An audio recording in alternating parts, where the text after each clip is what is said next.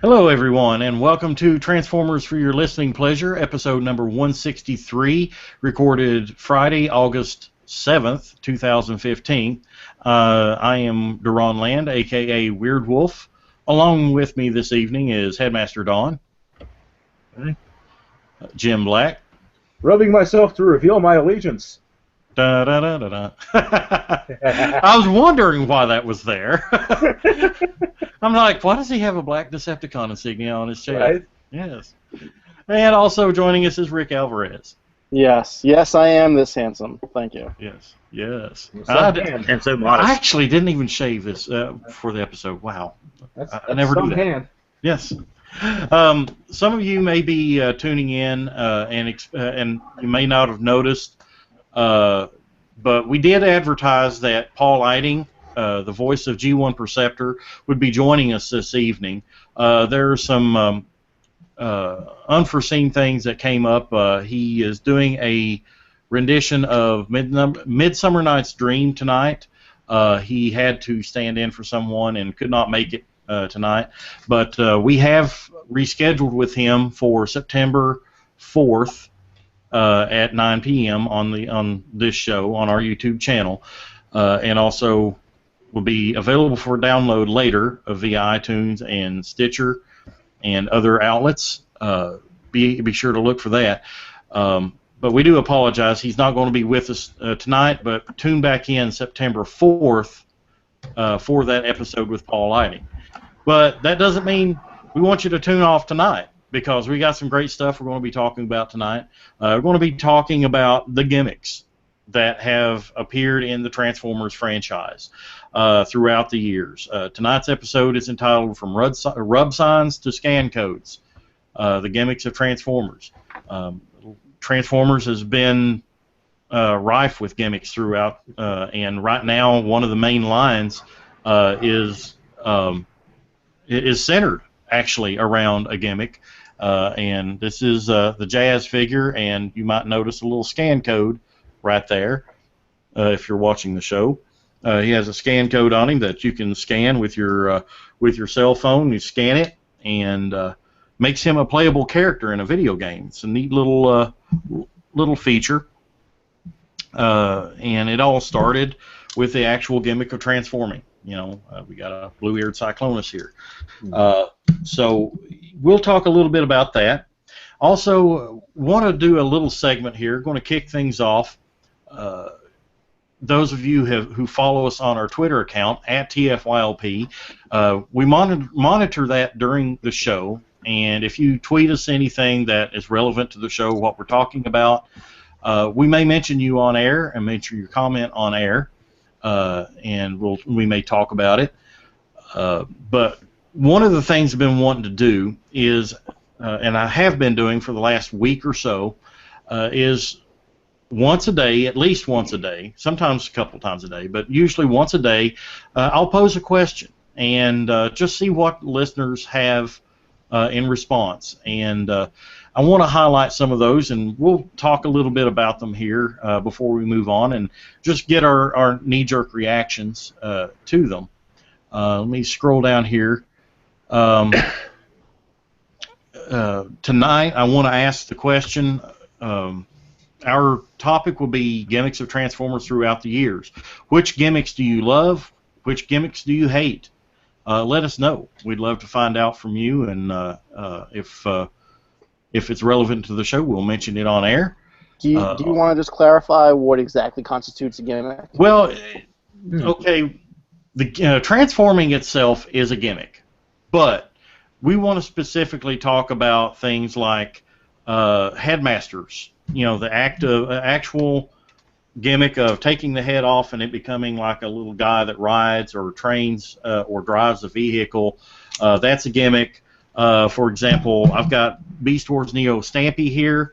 His gimmick, yeah, he turns into a gun or a pair of scissors, but they've also got like the spark crystal there. You know, that's a gimmick. He's kind of got like two different kind of gimmicks. You know, the scan codes, like I mentioned on the RID 2015 figures. Those are examples of gimmicks. Light piping.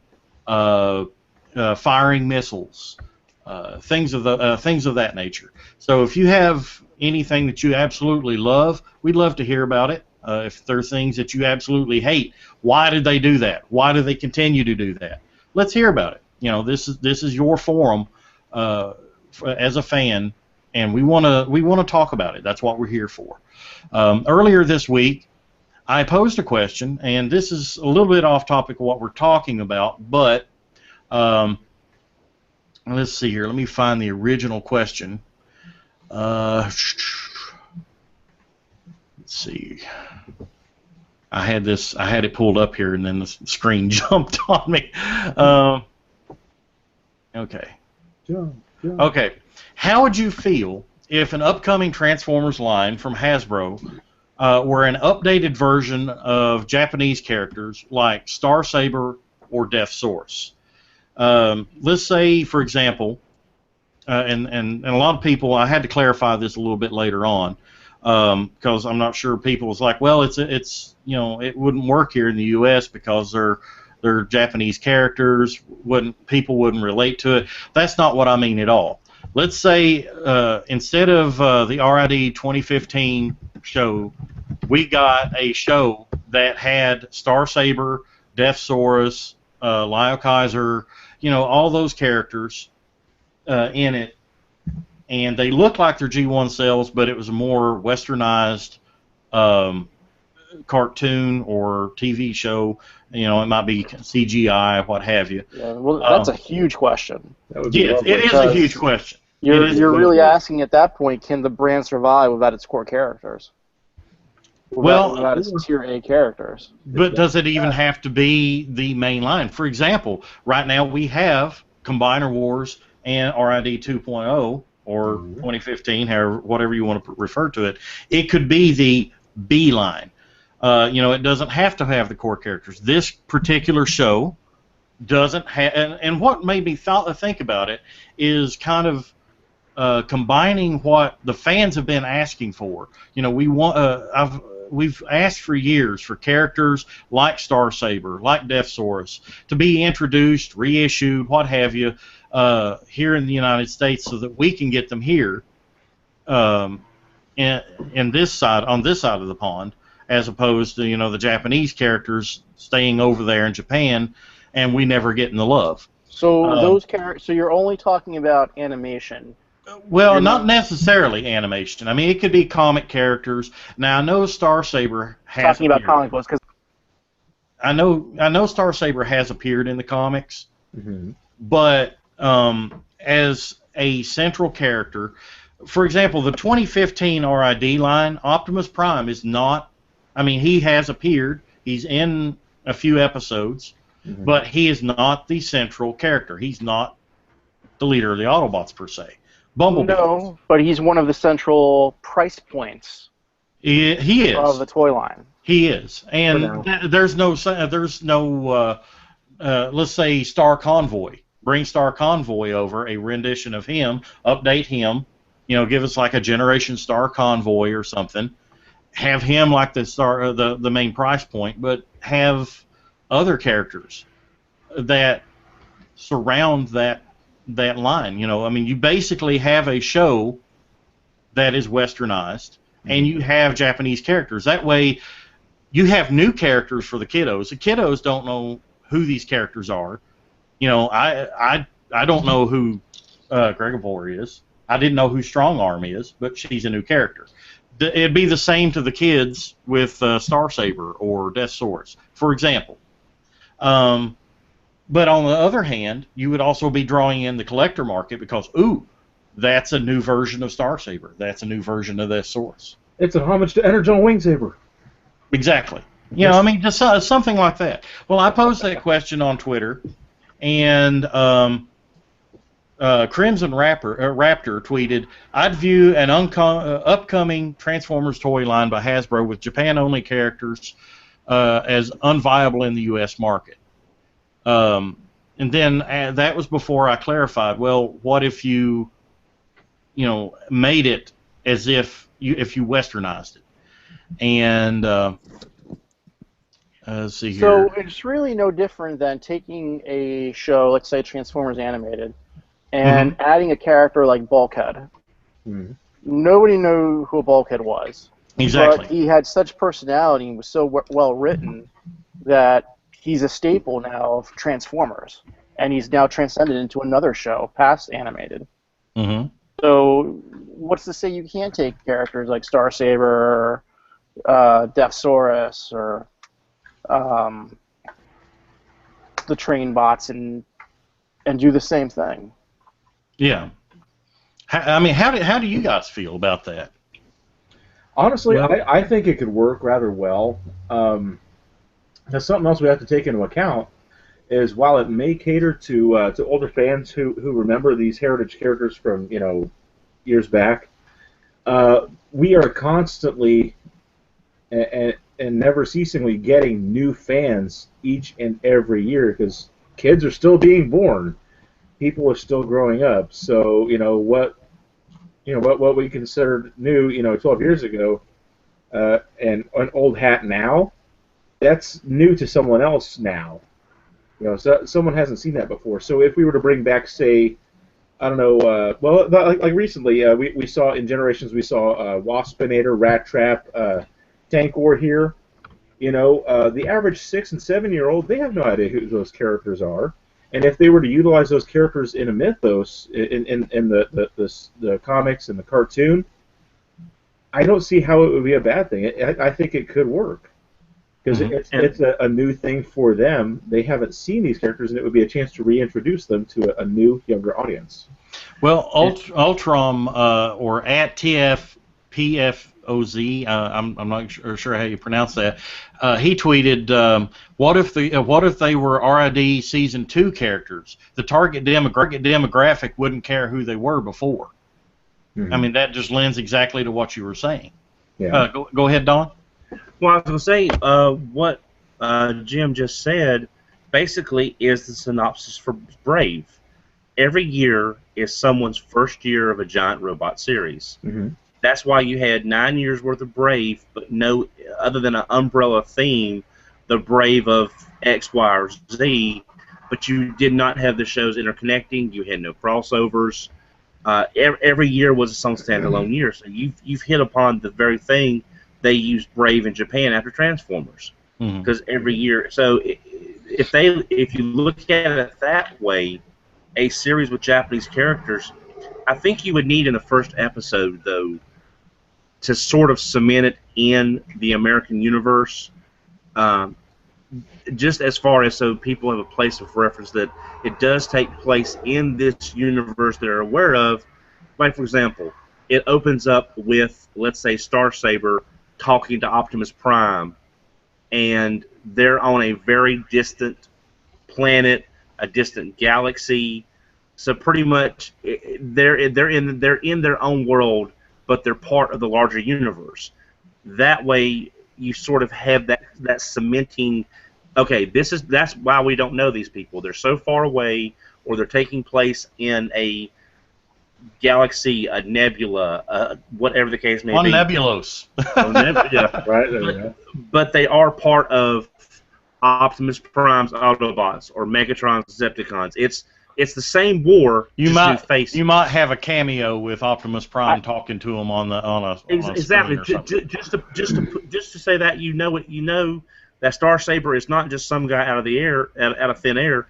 He may be, but he knows Optimus, and Optimus put him in charge of this whatever. Wasn't that Beast Wars? Wasn't that those characters are straight out of the air? Exactly. And that revitalized the whole Transformers brand. I was thinking Master Force is what came to mind for me. Yeah, but I'm just saying with today's kids, even if this is their first new show, it may be an easier time to get around these new people they've never heard of, if it's explained in show why we've never heard of them. Yeah. Because it's taking it all place. comes down to marketing and Yeah. character recognition. So you can have, just like the current TV show on right now, these are all new guys to kids, but Bumblebee is your staple. They know Bumblebee from all the shows. They know Bumblebee from the movies. So if you were to have a show, it doesn't matter where the characters come from. They can come from the UK, from Japan, from G1, any era of Transformers. As long as there's that one relatable character, that top tier A character, that transcends all the different forms of media, that gives you your entryway into all these other characters, because people already know who Bumblebee is, or at least they think they know who Bumblebee is from the films and from previous TV shows. So I don't think it matters where the characters come from or if they're all new characters, as long as you have your staple tier A character that is instantly recognizable by fans, consumers, adults. Yeah. Well, PFOZ on Twitter, he continues, I have no fictional or toyetic experience with those characters, so to me they're just new, and I like new things. Usual proviso, cost. I mean, obviously if they're too expensive, he's not going to buy them. But, if he likes new things, he'll get them. Cyberwolf says, sign me up. Any chance to get original characters and with modern engineering, I'm all for.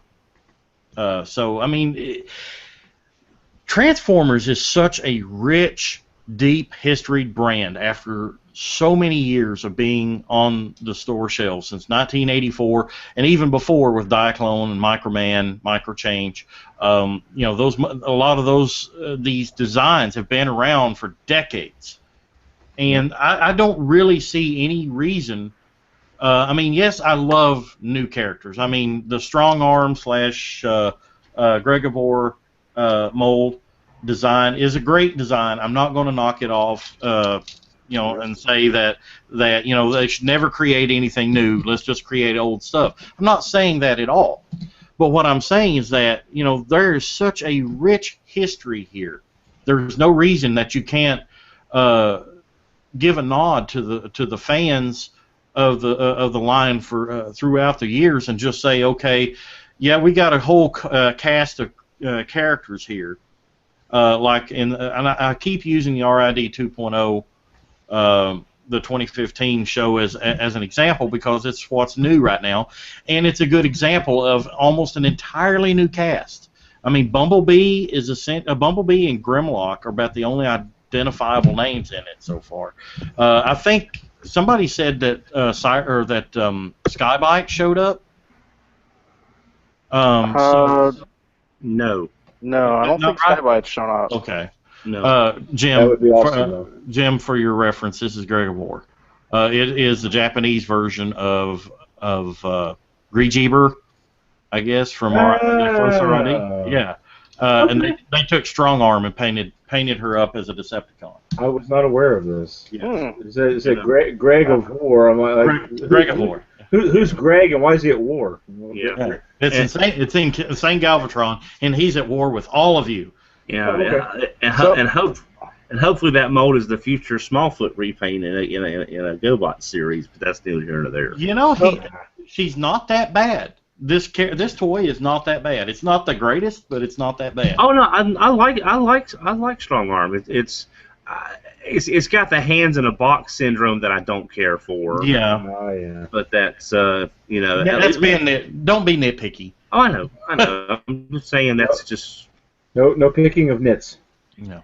Hey, let me give you an example, another example, just sitting here listening to this. Transformers Prime, we had a character called Skyquake. Yes. Who was Skyquake from the UK. That character had never been in animated fiction before. Mm-hmm. And when we were talking about, since I happened to be a part of that show, who could we make that's all new, that we can totally reinvent whichever way we want to reinvent them. Mm-hmm. And I thought, all right, well, you know what? A character who we could play with is Skyquake, but he's going to be these colors. And that was a way of just it's just the name, Mm-hmm. but it introduces that character and eventually that toy into the modern mainframe of fiction. Mm-hmm. And if you remember, whenever Skyquake first came on the show, and the toy came out, there was actually quite a bit of buzz from my recollection. I was excited. I was like, hey, we're getting a namesake of a character. I mean, Right. and he was a Jet. That it met the two requirements for me. I mean, and he was the right colors. And he was the right colors. I mean, it met the criteria for me of what I'm talking about right here. I mean, let's say, for example, the Decepticons in the RID 2015 series are they have like beast, like a beast motif. Okay, introduce Deathsaurus. So you got one that's a dragon, or a kaiju. So I think it'd fit right in. The Lyle-Kaiser. I mean, Lyle-Kaiser's got like beast elements on them. Look at Kill Bison had the bison horns. Hellbat had the bats. You had Rodimus. Yeah, Rodimus. Nice. And incidentally, Rick, I want to talk to you about an idea I have with Rodimus later. But I think Trypticon would be good to add into that one.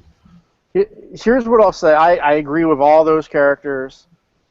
And we can sit here all night and name characters that have a beast element and Ravage and Laserbeak, but I just think, unfortunately, the producers and the brand team just don't have that fan knowledge at the moment. I can't think of anyone who's there that has that deep knowledge to pull that out of their ass and say, I hey, think, you know what, Deathsaurus, that's a character we can reinvent. Yeah, we'll change the name, but it's going to be him.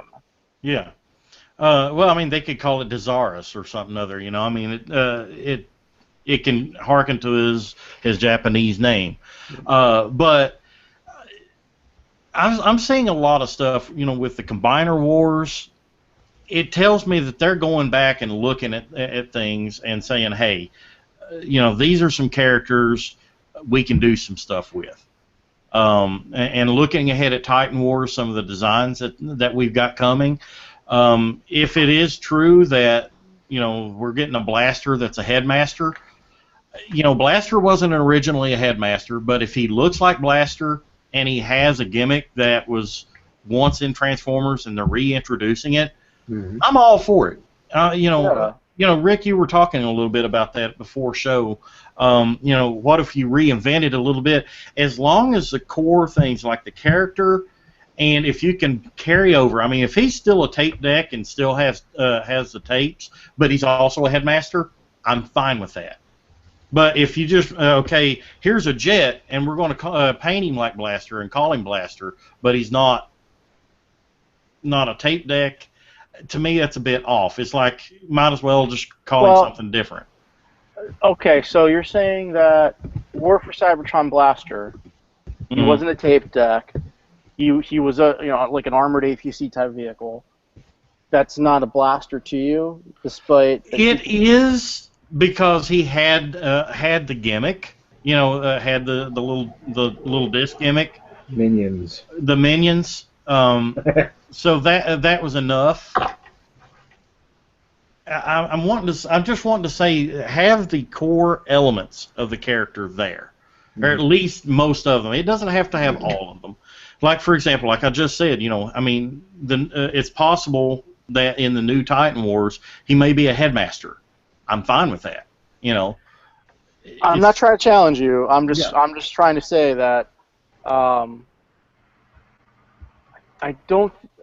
more basic about it in general. Like, for me, Megatron's going to be Megatron. Not movie Megatron, but Megatron in animated, he's a helicopter. In Prime, he's a jet. He's G2, he's a tank. G1, he's a gun. It's still Megatron. It's still Megatron to me, and maybe that's his character trait, that in every single show, he's just something different. Ultimately, I think what it goes back to is, like we were talking, like all the kids know Bumblebees, just having that one element about a character that is so memorable that builds that connection there, like the horns and faceplate on an Optimus, or having the minions for Blaster and Soundwave, the bucket head on Megatron, just the visual cues that tells you unequivocally this is. It's like Cyclonus wouldn't be Cyclonus without the bunny ears. Armada. All right, so what we're getting at then, what I'm getting from all you is that it's the deco that is the more important, rather than transformation, alt mode. It really comes down to it's an amalgamation. For me personally, it's an amalgamation of all of them. It depends. It has to have. It doesn't have to have all the points, but it has to have a good portion of them. Like you said, for example, the War for Cybertron, Fall of Cybertron Blaster. He had the colors. He had the head sculpt. He had the minions. Mm-hmm. But he wasn't a tape deck. At least he hit on most of the aspects and everything. It was sufficient. Now, if he was Blaster, didn't have the head sculpt, so he didn't look like Blaster in robot mode, but he had the minions, it might not have been a buy for me. Yeah, you get a lot of movie characters that are that, unfortunately. Yes. You get the random repaint that's, this is Swindle now. Yeah. Yeah. Well, one thing that I thought of when you started mentioning that was like here, Machine Wars Prowl. You don't necessarily have the exact G1 deco. However, you still have a scheme of a little bit of black on a mostly white canvas. You have the front of the car, the hood, as the chest. You have a section of the car that is reminiscent of the wings, which in this case is the spoiler. You have wheels on the feet here. I mean, there are different aspects of it that ultimately lend itself to an homage of any character, more than just the deco or the paint. A lot of times it could be the head sculpt. Even it could be like we were saying with Blaster. It was at one time that repaint of Cybertron Soundwave, and it had the repainted head. That's not really much of a Blaster. Then later on we got the Generations one that still wasn't a tape deck, but you had the more G1 accurate head sculpt. You had the minions, you had the opening chest cavity. Yeah. Yeah. Well, I do want to move on to our main topic of discussion tonight, but this is an idea of what I want to do with the question of the day on Twitter, and it calls for some good discussion here, some good thought, and we'd love to hear from you guys who are listening or watching on the show. If you have input on this topic of discussion, this question, be sure to tweet us on our Twitter account at TFYLP, and be sure to use the hashtag TFYLP in there too. And we'd love to hear from you. So let's move on, and I also want to welcome Hang Up Chan back. He joined us quickly in the pre-show, but welcome back. Thanks. Sorry, I had to do husbandly jobs. So. Oh, okay. I see how you're going there. You're good in your husbandly jobs. That leaves it open to so many things. So I've got to ask, how are things in the future? Wet. It's been raining. Raining? Yeah. You want to qualify that remark? So it's summer here. That must mean it's winter there, right? Is that correct? Definitely. Winter in Australia. Yes. In the middle of the year. Yeah, gotta love it. That would just be so weird to me. I'm like, That's why they do Christmas in July. Yeah, because it's winter, and a lot of companies just do Christmas in July for no reason. I'm glad we don't have Christmas in July here, so I don't get a Christmas present and a birthday present is the same thing. Oh. Yeah, that would really screw with the convention schedule too. Yeah. Mm-hmm. All right. main topic of discussion tonight, and we've already actually got a question on Facebook. I'll get to it here in a moment. But our main topic of discussion tonight is the gimmicks of Transformers. What is a gimmick? We briefly talked about it earlier. A gimmick is defined in Transformers as something that is not the main purpose of the toy. Okay, the original purpose of the toy, the gimmick was, okay, you had one visual form, a robot, and then it converted into another visual form, a jet plane, a car, a gun, a tape deck. So that was the gimmick. It wasn't long thereafter that other gimmicks started coming in. You had combining, you had minions, like little mini cassettes. You had, and this is something I mentioned in the intro or in the title, Rubsigns. An interesting little story about the Rubsigns, how those came about too. I believe it had something to do with G1 Shockwave and the Galactic Man from Radio Shack. We'll talk about that here briefly. But a gimmick is defined as anything that a toy does extra that that is not usually done by the rest of the franchise or the rest of the line.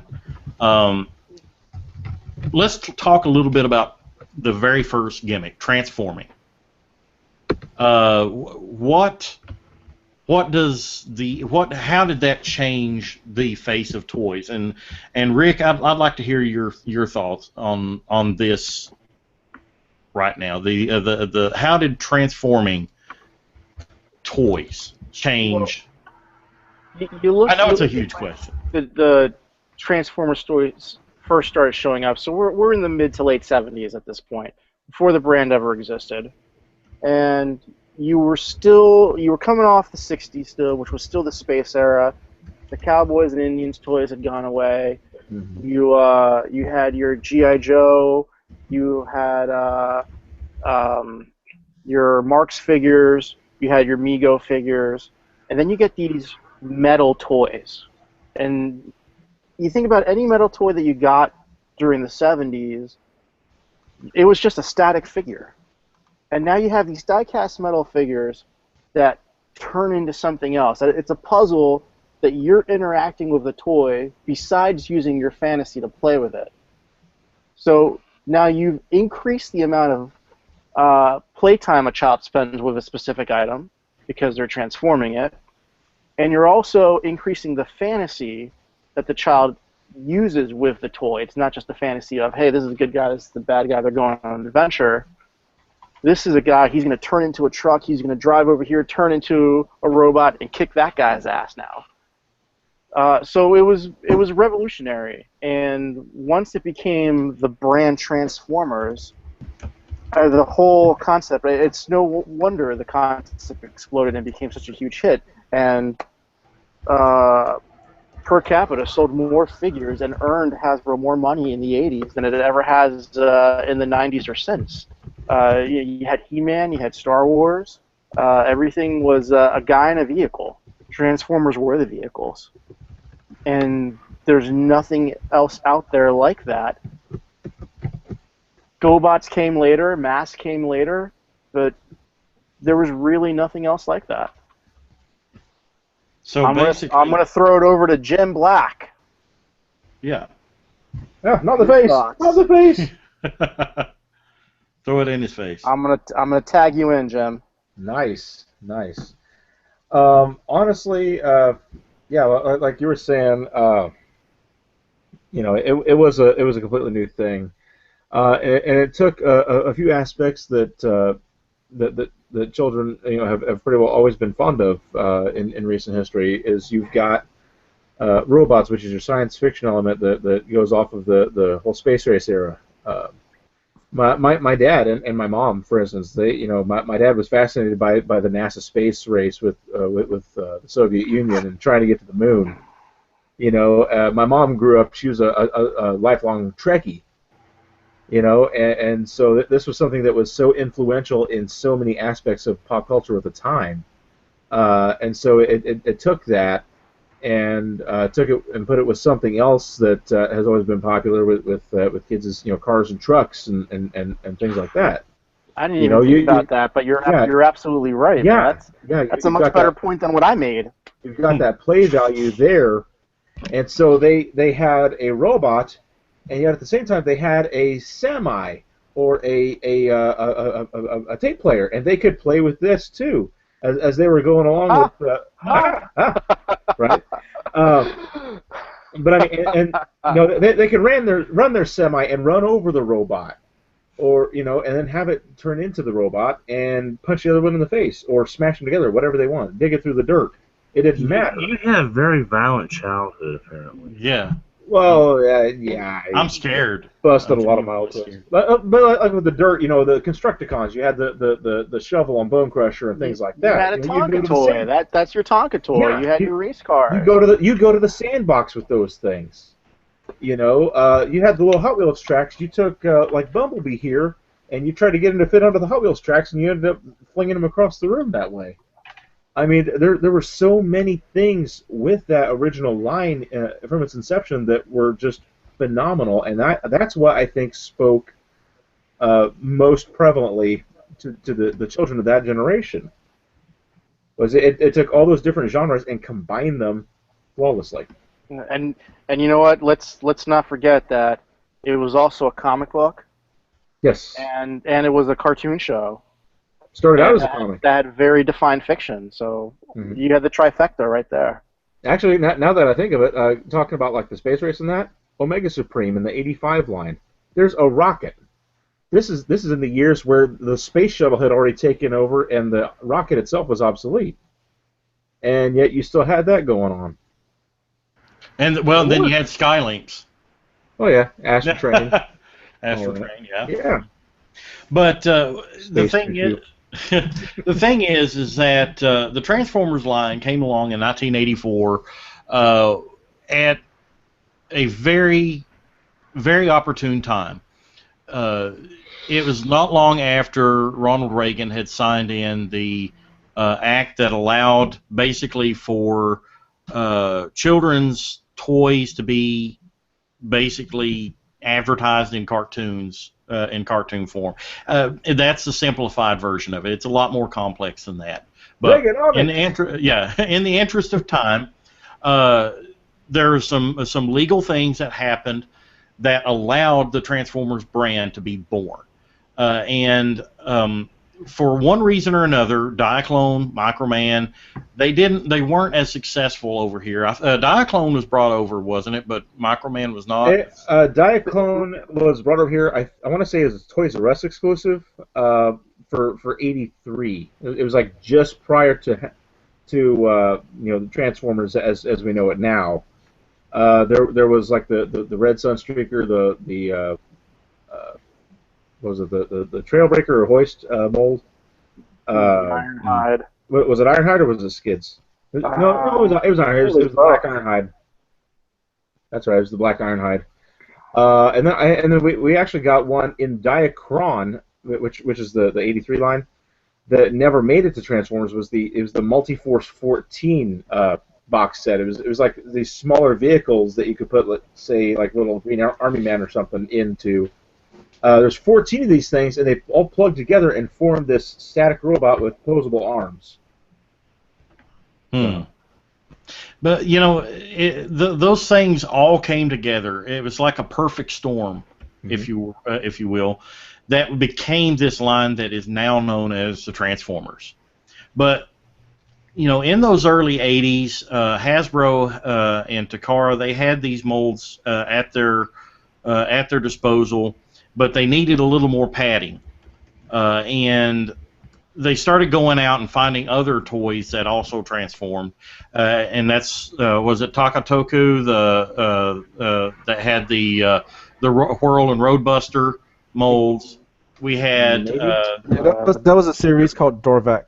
Yeah, Roadbuster was Dorvac itself, and they were all like piloted vehicles that transformed, very similar to Robotech, but with the three main mechas being that's right, Jim's got it. The three main mechas were like the prototypes. They were the prototypes, and then so you got a lot of Gundam and Macross kind of combined into that one thing. It didn't do. I don't think it was very popular as a series though. They did one series and then they did a special in which they killed off like two of the main characters.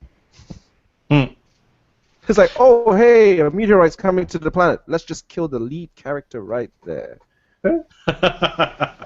Well, but the thing is that there were other lines that were being introduced into Transformers. We had Whirl, we had Roadbuster, Jetfire from the Macross line, and which you can still today find out on the market.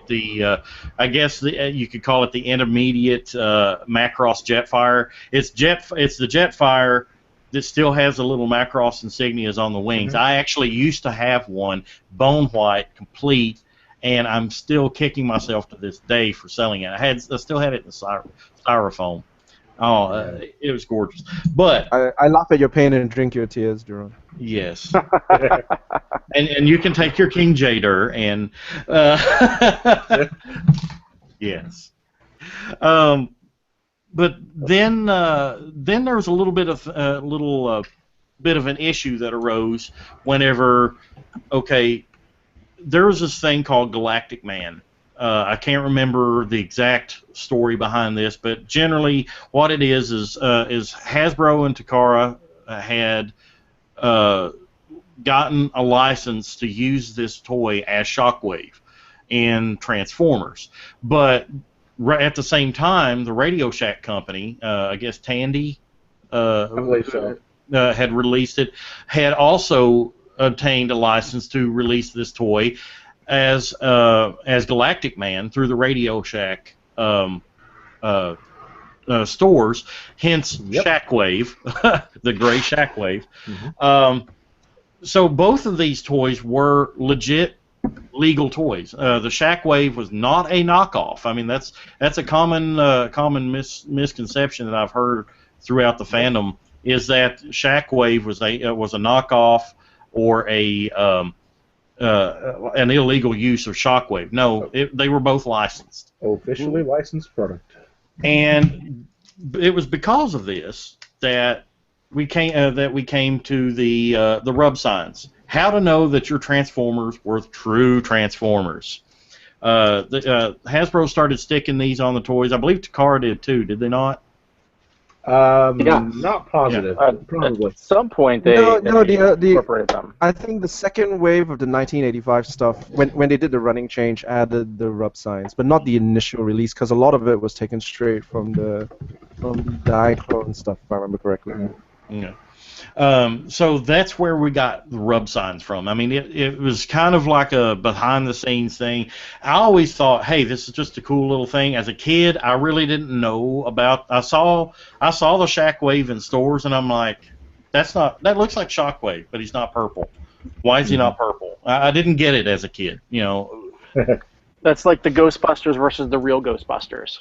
Yeah, why are they called the Ghostbusters? I don't remember the movie there being a talking gorilla. Because the other ones are fake. Yeah, I mean, it's one of those things that happened, but today I kind of wonder if it would even happen today. Could that happen today with today's legal red tape and crap that happens? I don't know. We could have the real GoBots. Who knows? The real GoBots. The real Transformers. Yeah, that's right. But are there any other gimmicks from since we're talking on Generation 1 and the beginning of talk about a distraction. Okay. Is there anything from Generation 1 that we want to talk about? Yeah. Outside of, say, combining headmasters? Triple Changers was there almost from the start. Yeah. And we didn't get Triple Changers again until years later. Right? Mm-hmm. What were you getting ready to say, Don? I was also going to say incorporating real-world toys. This may be stretching the thing, but incorporating real-world things into the Transformers line, like Perceptor, who actually was a working microscope. Mhm. Who, so that may be considered a gimmick as well. Yeah. That also is, I guess, that is a gimmick in and of itself in role play. You had, like Jim mentioned earlier, Soundwave Blaster were kind of role play toys. Perceptor is obviously a role play toy. You could actually look in it. He wasn't a great magnifier, but he could actually magnify 14 times. Yes. But actually, that being said, because these things, the original Japanese version. So for Soundwave, he was, what was it? I can't remember the Diaclone version of it. Was actually a working FM radio. Yes. It was either him or Blaster. I can't remember. One of the two was an actual working FM radio. It was Soundwave because he had earbuds, and they weren't included. That's why you had the empty earbud slots in the first Soundwaves. Because the slots were there in the styrofoam, but there was nothing in the slots. Mm-hmm. Yeah. So look, that was an actual radio, and the original version of Perceptor actually had a stronger. Like, I think the Japanese version had a better magnification compared to the American version. I think it was some kind of safety issue. Japan just doesn't give a crap about safety issue. That's how Fortress Maximus can get re-released. So. Those American kids, they can't see those germs. It'd be too dangerous. I saw a funny meme on Facebook the other day. It was a dude, a picture of a dude, had his leg in a wood chipper, and the meme said, "Let's remove all the safety labels from everything and let nature take its course." And I totally agree with that. The Japanese, they don't have to put those silly warning labels like that on there. Yes, I think they have the choking hazard and stuff, but, really. But that being said, Megatron is also another role-play toy. Role-play has played a huge part in Transformers. I mean, during the movie lines, we had those swords and the masks and all kinds of things like that. Armada Laserbeak, even. Yeah, Armada Laserbeak. Yeah. You got to count him. It's a stretch. Not count him too much about it. And the Energon Star Saber, even the large role player. I think Optimus had a gun. That monstrosity. Yeah. But then beyond Generation 1, let's get into Beast Wars. Anybody want to tackle Beast Wars and talk a little bit about that? Beast Wars. Can we mention G2 first? Oh, well, yeah, G2. Yeah, I'm totally skip G2. Because G2, I think, is where we saw a lot of innovation that we still see nowadays in the importance. Like a blue Tyrannosaurus. Like a blue Tyrannosaurus, yes, there's that. But also, we got ball and socket joints, and people don't realize this was the first time in G2 when we got these ball and socket joints, which increased the opposability of these characters immensely. Take a look at like Sea Spray and the Cliff Jumper reissue, the Minibot reissues, and then look at your Cyberjets. Absolutely complete stark differences. Should we count my Action Masters and their legs? Would that count? But didn't Action Masters copy G.I. Joe for that? I thought that was based on the G.I. Joe ring system. I thought Action Masters was mostly O-rings in the hips and stuff for movement. I didn't know they were ball joints. I don't know. Is it? Hurry, break yours apart and find out. I totally should. Don't listen to me. But you also had, like, from Dreadwing, Ripple Fire missiles. now we did get that with Optimus Prime, Action Master Optimus Prime, who shot 6 missiles. Dreadwing shot 16. I believe it's 16. So I mean, you're looking at and then you've got just so many different. You've got the air pump from Combat Hero Optimus and Combat Hero Megatron. So you get a lot of things like Laser Rod Optimus Prime, probably one of the best examples of G2 because you incorporate the Ripple Fire missiles, the air pump guns, the light up weapons. Since you brought that up, Don, Light piping. Yeah, I was going to say, since you brought that up, I was wanting to address one thing. We actually had a question on Facebook in our TFYLP group from Emmett Srezovich. I hope I'm saying that right. If not, I apologize. He asks, so what was the first toy line to use light piping? Was it Hasbro property? Oh, jeez. Was it Brave? Oh. No. No. The first time I ever saw the light piping gimmick in a toy was Metalhead in the Teenage Mutant Ninja Turtles. He had the brain in the back of his head, and it made his arm. You're right. That's the first time I ever saw that. Good call. Yeah. Well, now let me ask you this: would Mutagen Man would be more of a use of clear plastics or translucent plastic? I never had Mutagen Man. No, Mutagen Man was a canister. Mutagen Man had a whole different thing where you put the water inside. Yeah, but would float around. But that's where you started getting things that would eventually lead to Grape Charger. Grape Charger. Yeah, and also that's my name for him. That's what I call him, is Grape Charger. Oh. Clarify for those who are listening to this on the audio version. Who are you talking? Yeah, this is the Japanese zombie cliff jumper that is done in a translucent purple that is basically the same color as grape jelly. It's as great. It's grape jumper. Yeah. I thought you said grave. Yeah, I thought you meant grave because he was dead grape, as a doorknob. Grave jumper. By the way, you got one of the guys who killed Cliffjumper on your show right now. Yeah. You did a good job. Well, Rick, he's a red shirt, man. Well, as a quick side note, just as a quick side note, Rick, could The Rock not stay around long enough on a weekly basis, or was it came down to money? And it wasn't a question of money. Okay, look. Sidebar real quick. Tangent.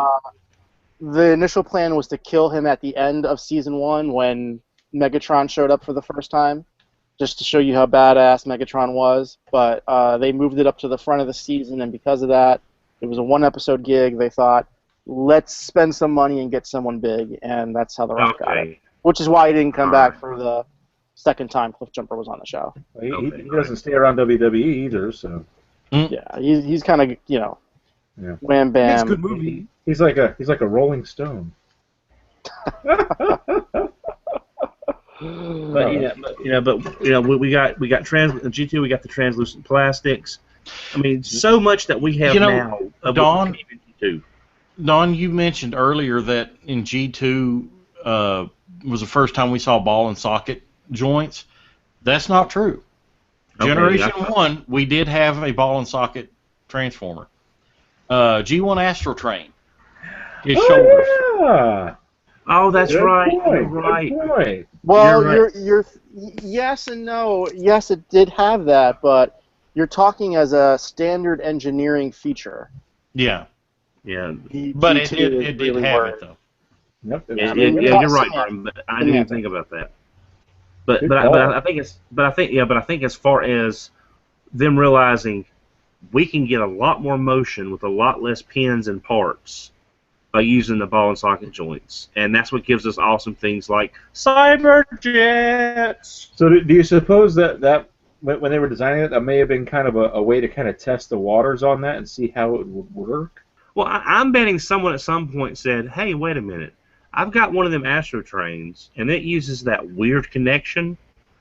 What if we use this instead of all these other pins and hinges and parts, and see if it works? We'll save some money that way."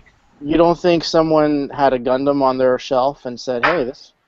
No, like the way just this moves. Transformers. Are you the King Taylor Bounty Hunters? Speaking of G2, Yeah. G2? I've been listening to you guys for like the past 30 minutes. Yeah. We said G2 3 times. He appeared. Yeah. Hey, it's just like It's like click if you say the words G2 Neon or Cyberjet, like Dawn had to jinx us a few moments ago. And here comes. I have to correct It's like Dawn. Beetlejuice. I have You say to, I have G2 to 3 correct times. Dawn here. He's Why are talking you about ball joints. Ball joints, not Daron. Dawn. Dude, do you not remember Raiden actually has ball joint Man, sort I of haven't, sockets. I haven't disassembled Raiden in 7 years. And then you also forgot about Astro Train. They mentioned Astro Train. No, we brought that up. It's slightly. Yeah, but Astro Train, that wasn't a standard engineering feature, so I disqualified that. But anyway, Raiden was. Semantics. That's one reason. That's one reason G2 is so awesome. Not just for the characters, not for the colors, not for the experimentation in themes, but also from the engineering standpoint. Yeah. Gimmicks! That's all I gotta say. But now we get to Beast Wars when things got really freaky. We saw the return of the rub symbol in Beast Wars, if I recall. Actually, yes, we did. Yeah, Did we? and we also I don't saw remember the that at all. They were spark smaller, crystals. though. They were smaller. Actually, I have Manterror, the praying mantis. He actually has a Predacon rub sign on the top of his head. Oh, Manterror is top one of of my his robot. favorites. I love Manterror. Yep. Mm-hmm. But Wait, I mean, what else I have?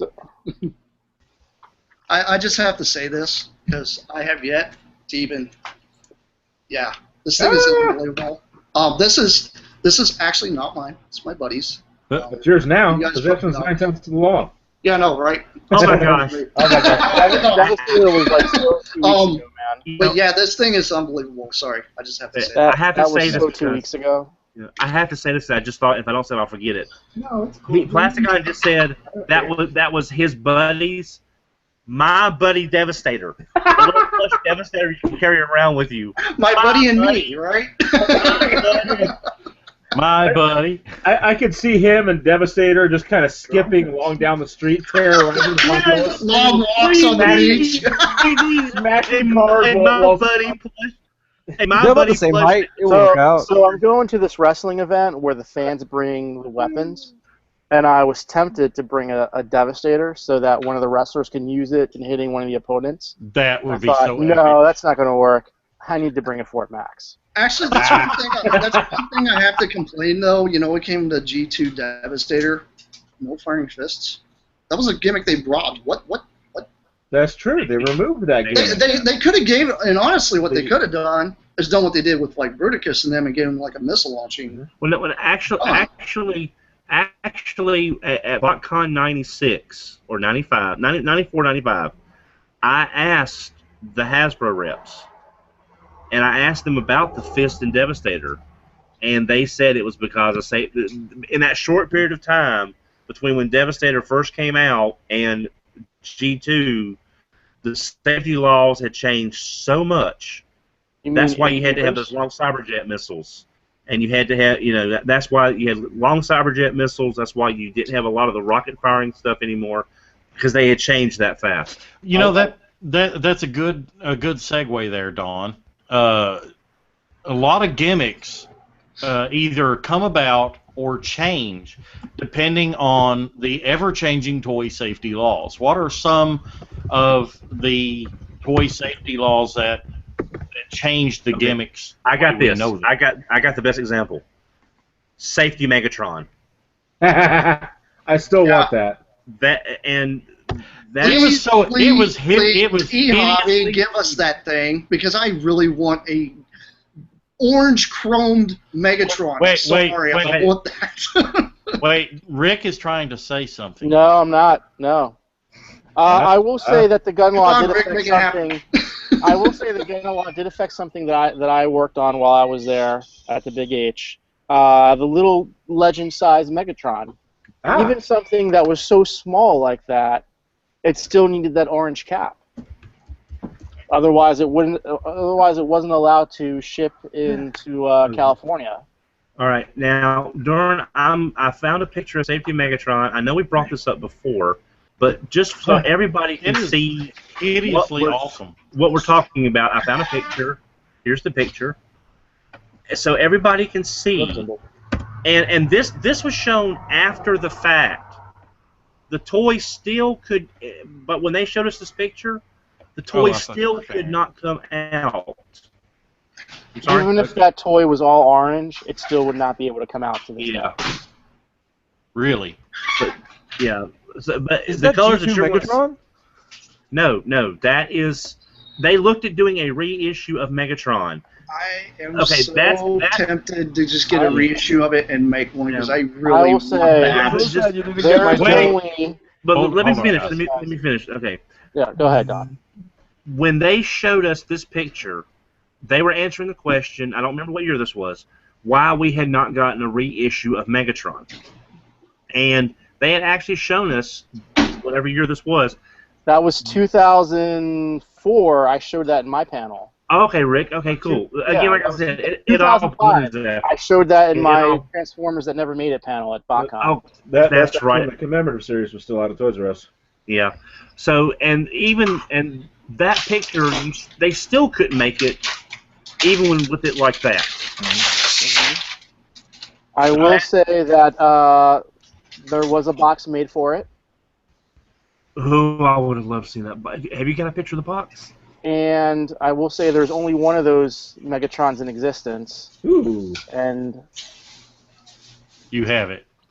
it's a very cool toy to hold in your hands. I wanted one of those so bad. I mean, it's like so hideous and beautiful. I Yeah. love it. I mean, the when you neon hear us orange talking- and the shiny blue, it's gorgeous. Unfortunately, over time, So- some of the blue starts to chip away, but it's I want to know why we haven't got like a Hedgemon or anything in those colors. Yet. Oh, okay. Yet? Yet. Yeah. Hey, Yeah. third parties out there, get on to that. Yeah. Yeah, no kidding. Please. But for people listening, if you hear us in the past few weeks talking about Safety Astrotrain and the set that comes with the Blitzwing, this is what coined the Safety Astrotrain name, is that Safety Megatron. Uh-huh. What do you think that Megatron would be worth if it ever showed up on eBay one day? Oh, God. It would probably Several thousand. outdo... You I think you would could be- do more than G2 Minosaur? I would think pretty close to the G2 Minosaur even more. Because there's only one of them. Right. Well, then it would probably quadruple that. Yeah, and then Somebody out there would have that kind of money to blow on it. and if you had the box that was made for it, The box was the original box was probably thrown out, but the digital files I found them in a random CD when I used to work at Hasbro. There was a full Photoshop Illustrator file created for the box. It looked just like the other reissue boxes, only it had those funky ass pixtures of Megatron on it. Do you still have access to those? Because I don't think the fandom has seen those. When my department was cut from Hasbro and I was let go, unfortunately, all my stuff, all the stuff I had archived, all the prototypes I had, all the original G1, G.I. Joe art, Gem art, a lot of that was thrown in the trash the next day. So there's a ton of G1 art and G.I. Joe art and prototypes and stuff that did no the one fans never seen, and concepts for Action Masters that have never been released, and concepts for Pretenders that have never been seen, that I was just waiting for the right publication or panel to show those in, and that all got thrown out. That all went in the trash. Thank you, Hasbro, for helping to preserve your brand. Yes. Yeah, well, see, it's just like We're Doctor supposed Who. to archive this stuff or something? Yeah, I was the archive, but to them, remember, it has no monetary value. It's just stuff that's taking up space that could be someone's office. Yeah, So yeah. when somebody leaves, their stuff gets thrown out. You would think they would design, like at one of the major corporate places, just like an entire like museum of the stuff they've been putting out, instead of They just have- like there throwing is- it away. There is an archive that has 3 copies of almost everything that's been released, going back to the very beginning. And I'm talking, these things are going back to the beginning of Hasbro. It is impressive when you see it in person, but it's been pillaged. Some people have taken stuff, doesn't return it. There's no protection on the window, so some stuff has been bleached by the sun to be completely white. I will say, I did find the whitest Jetfires I've ever seen in that storage. Nice. But, I just- yeah, Rick, I just had one question before we get back onto the gimmicks topic. Was that safety Megatron box? What artwork would have been used for that? Would they have done? I believe it was Megatron Pat or Lee Dreamwave? artwork. I think it was Dreamwave. Dreamwave. Shop to be the Oh color. god, That was around that time frame, though. Yeah. Because I know some of the G1 reissues. I think it was the art G1 from the More Than Meets the Eye book. Okay. Yeah. Now, gimmicks. Getting back to the topic, we kind of derailed. Of course, Beast like Wars. Sideburn, like Sideburn 2 mentioned last week. We wouldn't be TFYLP if we didn't derail once or twice during a show. Sure. But we do come back to the topic, gimmicks, and why did what the heck is going on here? My computer's going crazy all of a sudden. It's wigging it out. Yeah, it's totally wigging out.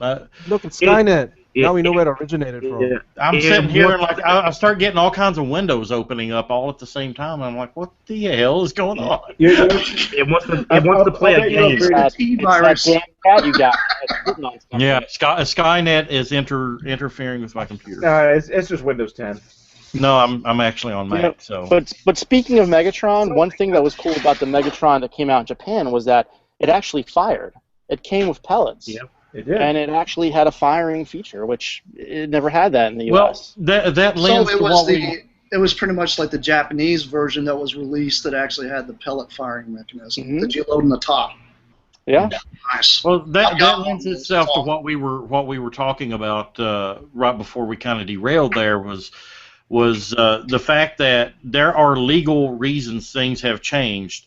For example, the commemorative series G1 Ultra Magnus has those ridiculously long shoulder missiles. Mm-hmm. Same with the Starscream. That's got the little short missiles, but they're super long now. Yeah. What are some examples of those of changes that gradually changed that made these toys different from their first release? Well, I'm not just talking about reissues. I'm talking about, okay, you have. I'm trying to think of a good example of this. Jordan, I think I've got one maybe. Well, there was a version of Ultra Magnus like way back when we were kids that didn't even have the spring launching gimmick for the missiles. That was like a running change, wasn't it? The plastic wheel version? Mm-hmm. KB? Yeah. With the unpainted face. Yeah. And one gimmick we lost completely because of safety regulations was the spark shooting action from the Monster Bots. Good one. And the small Autobot Guzzle, Sizzle, and Fizzle. I can't remember the team. Sparkbots. Good. Cindersaur and Flamefeather. Flamefeather. Yeah. So we lost that completely as an action feature due to safety laws, which is why we had those funky, stupid, light-up internal dinosaur figures from Age of Extinction that barely lit up because they couldn't shoot sparks anymore. Yep. Well, in G2, they only released the ones that were over in the UK of the spark bots. We didn't even get them during Generation 2. G1 was it. Yeah. Well, what I'm thinking about though are toys that were released earlier in the franchise, but then came out later as a different character or that was changed because of toy safety laws. For example, okay. I want to say because you got Blast Off on the nose cone. It was a sharpened nose cone, and even up to its 2001 Robots in Disguise release, it still had that same nose cone. Yeah. But then the next release, you had the Robots in Disguise, the Armada packaging, Walmart Deco, the urban camo, and also the Universe desert camo. Both of those had a rounded nose cone on Blast Off or Move War. I actually got that one from you, Rick, here a while back, and I had totally forgot about the rounded nose cone on that. Yeah, I sold that one because I actually have one in the package that actually has the sharp pointed nose that I found in the closet somewhere. Oh, wow. Wow. Yeah, I got boxes of shit here. Okay. Yeah. Yeah, those are good examples. I don't think there's too many examples of figures that have come out and then being re-released that have got many changes. I think we might have nailed them all. I mean, there's definitely figures that got released that cannot be released again due to safety laws. Like Megatron, the Sparkabots. Fortress Maximus. Fortress Maximus. That's another Max, example. They tried bringing that over here, but no matter how much they tried, it just wouldn't pass the drop test. That's okay. They're just making a new one. Yep. This is why I get my stuff from Japan. Well, it was. I don't know if it was actually a toy safety law change or if it was just a different firing mechanism just for the sake of a different kind of mechanism. But we go from like spring-loaded gimmicks to the pressure missiles. Yes. Yeah, I think that was a safety issue, actually. Okay. What kids eating the springs or breaking and doing that? I think it was the spring shooting into the eyes. But aim at eyes or face. Yeah. How stupid could children be? Yeah. Well, hey, you haven't met my kids. kids. To answer that. Yeah. and Prime smokestacks. That's a great example. Whoever put that in the chat.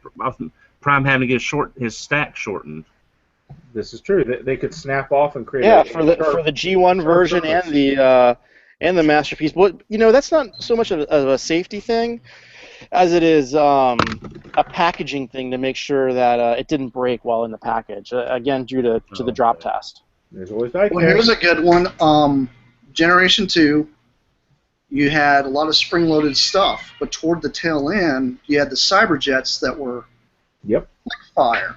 Was that also a running change, or were those going to be, a different design totally? I think those might have been designed that way. Yeah. I think they were, because if you really look at it, there was no way, there was no place for a spring-loaded gimmick on those. Well, my thing is if they were not going to include, say they were going to include like a missile firing thing that was spring-loaded that can actually go in their hands, because they all actually can hold a weapon, but it really doesn't come with a weapon. The only thing you do is put the missile in their hand. So my question is do you think maybe they came with a spring-loaded thing and had two hands, and then they decided to swap a hand? Well, you know what that might have been, actually?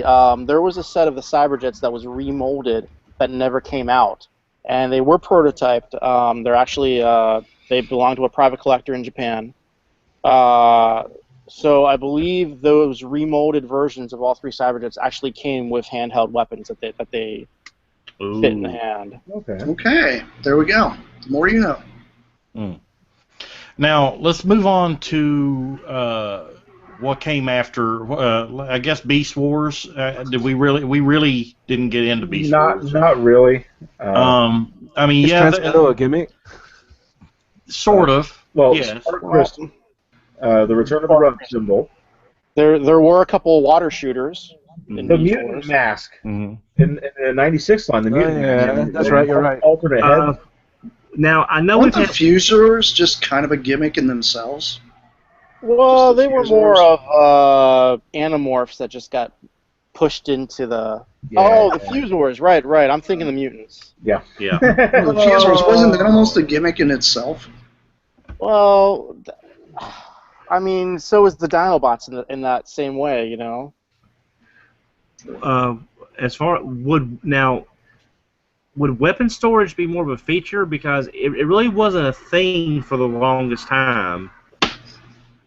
That's a good point. It seemed to be all Beast Wars figures had weapon storage as part of it to maintain the beast mode. I didn't even think about that, but you're right, because Optimus Primal is a primal example. In his right forearm, he stored the mace. His left forearm had the dual blasters that could then launch the elongated missiles. In his back were the two swords. Yeah. And you could also fit 2 extra missiles in his back too. Exactly. Yes, that's right. And look at Rat Trap. His little gun splits into 2 and goes into his sides where his legs are. Right. Yeah, I know. From speaking to some of the designers who worked on that. I mean, that was before my time there. But the theory, which became a pretty big design theory, throughout the years at Hasbro was that if you lose the gun, you should still be able to transform it and have it still be recognized as that thing. Yep.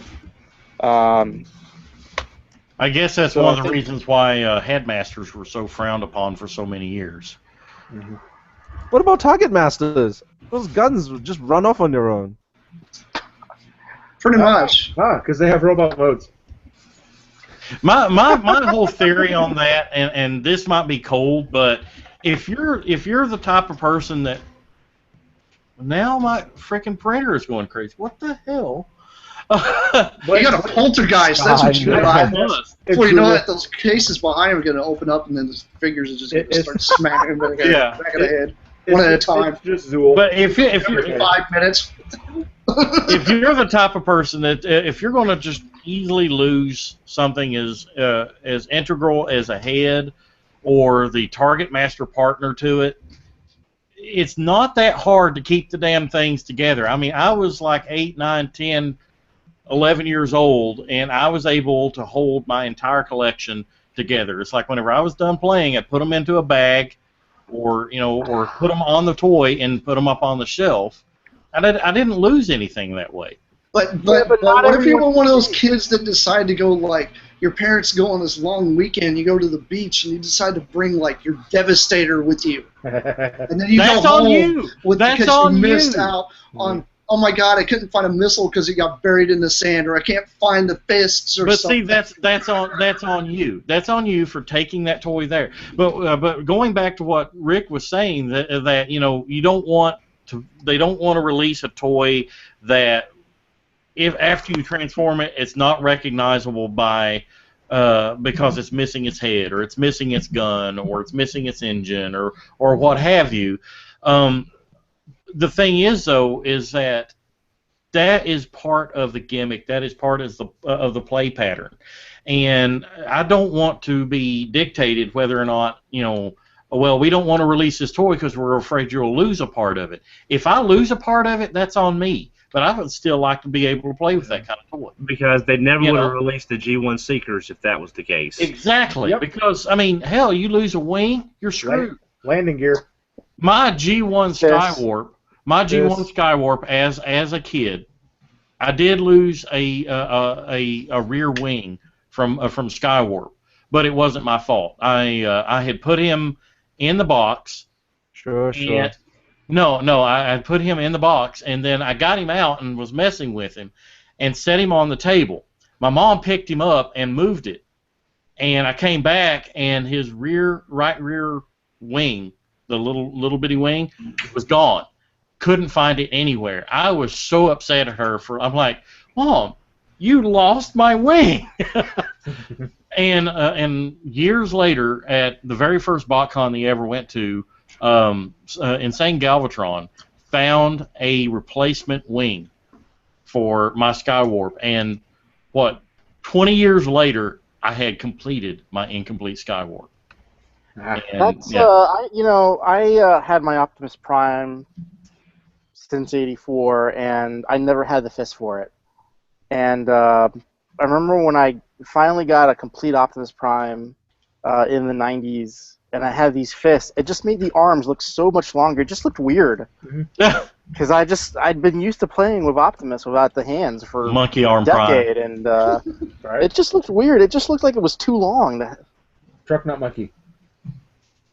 Monkey, not truck. That's why a lot of us, like, throughout the years, were like, yeah, if he's going to be in truck mode, his fist go in the cap. Yeah. It's not car. Yeah. Now, the thing is, Beast Wars had other gimmicks too. Transmetal?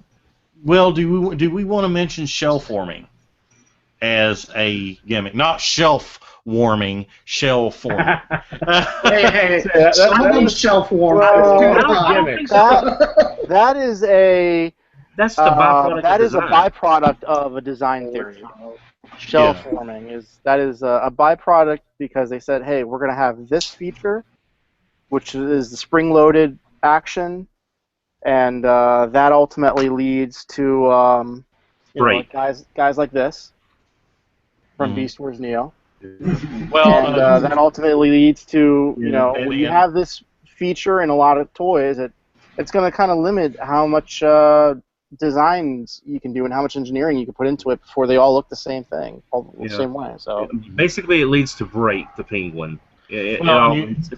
You also got Dead End, the Ammonite. Oh, I mean, yeah. he truly is sucks. he truly is a shell former. I mean, That's true. is that where you were going with that? Wow. But you got the peppermint too. I think he's awesome. I love him.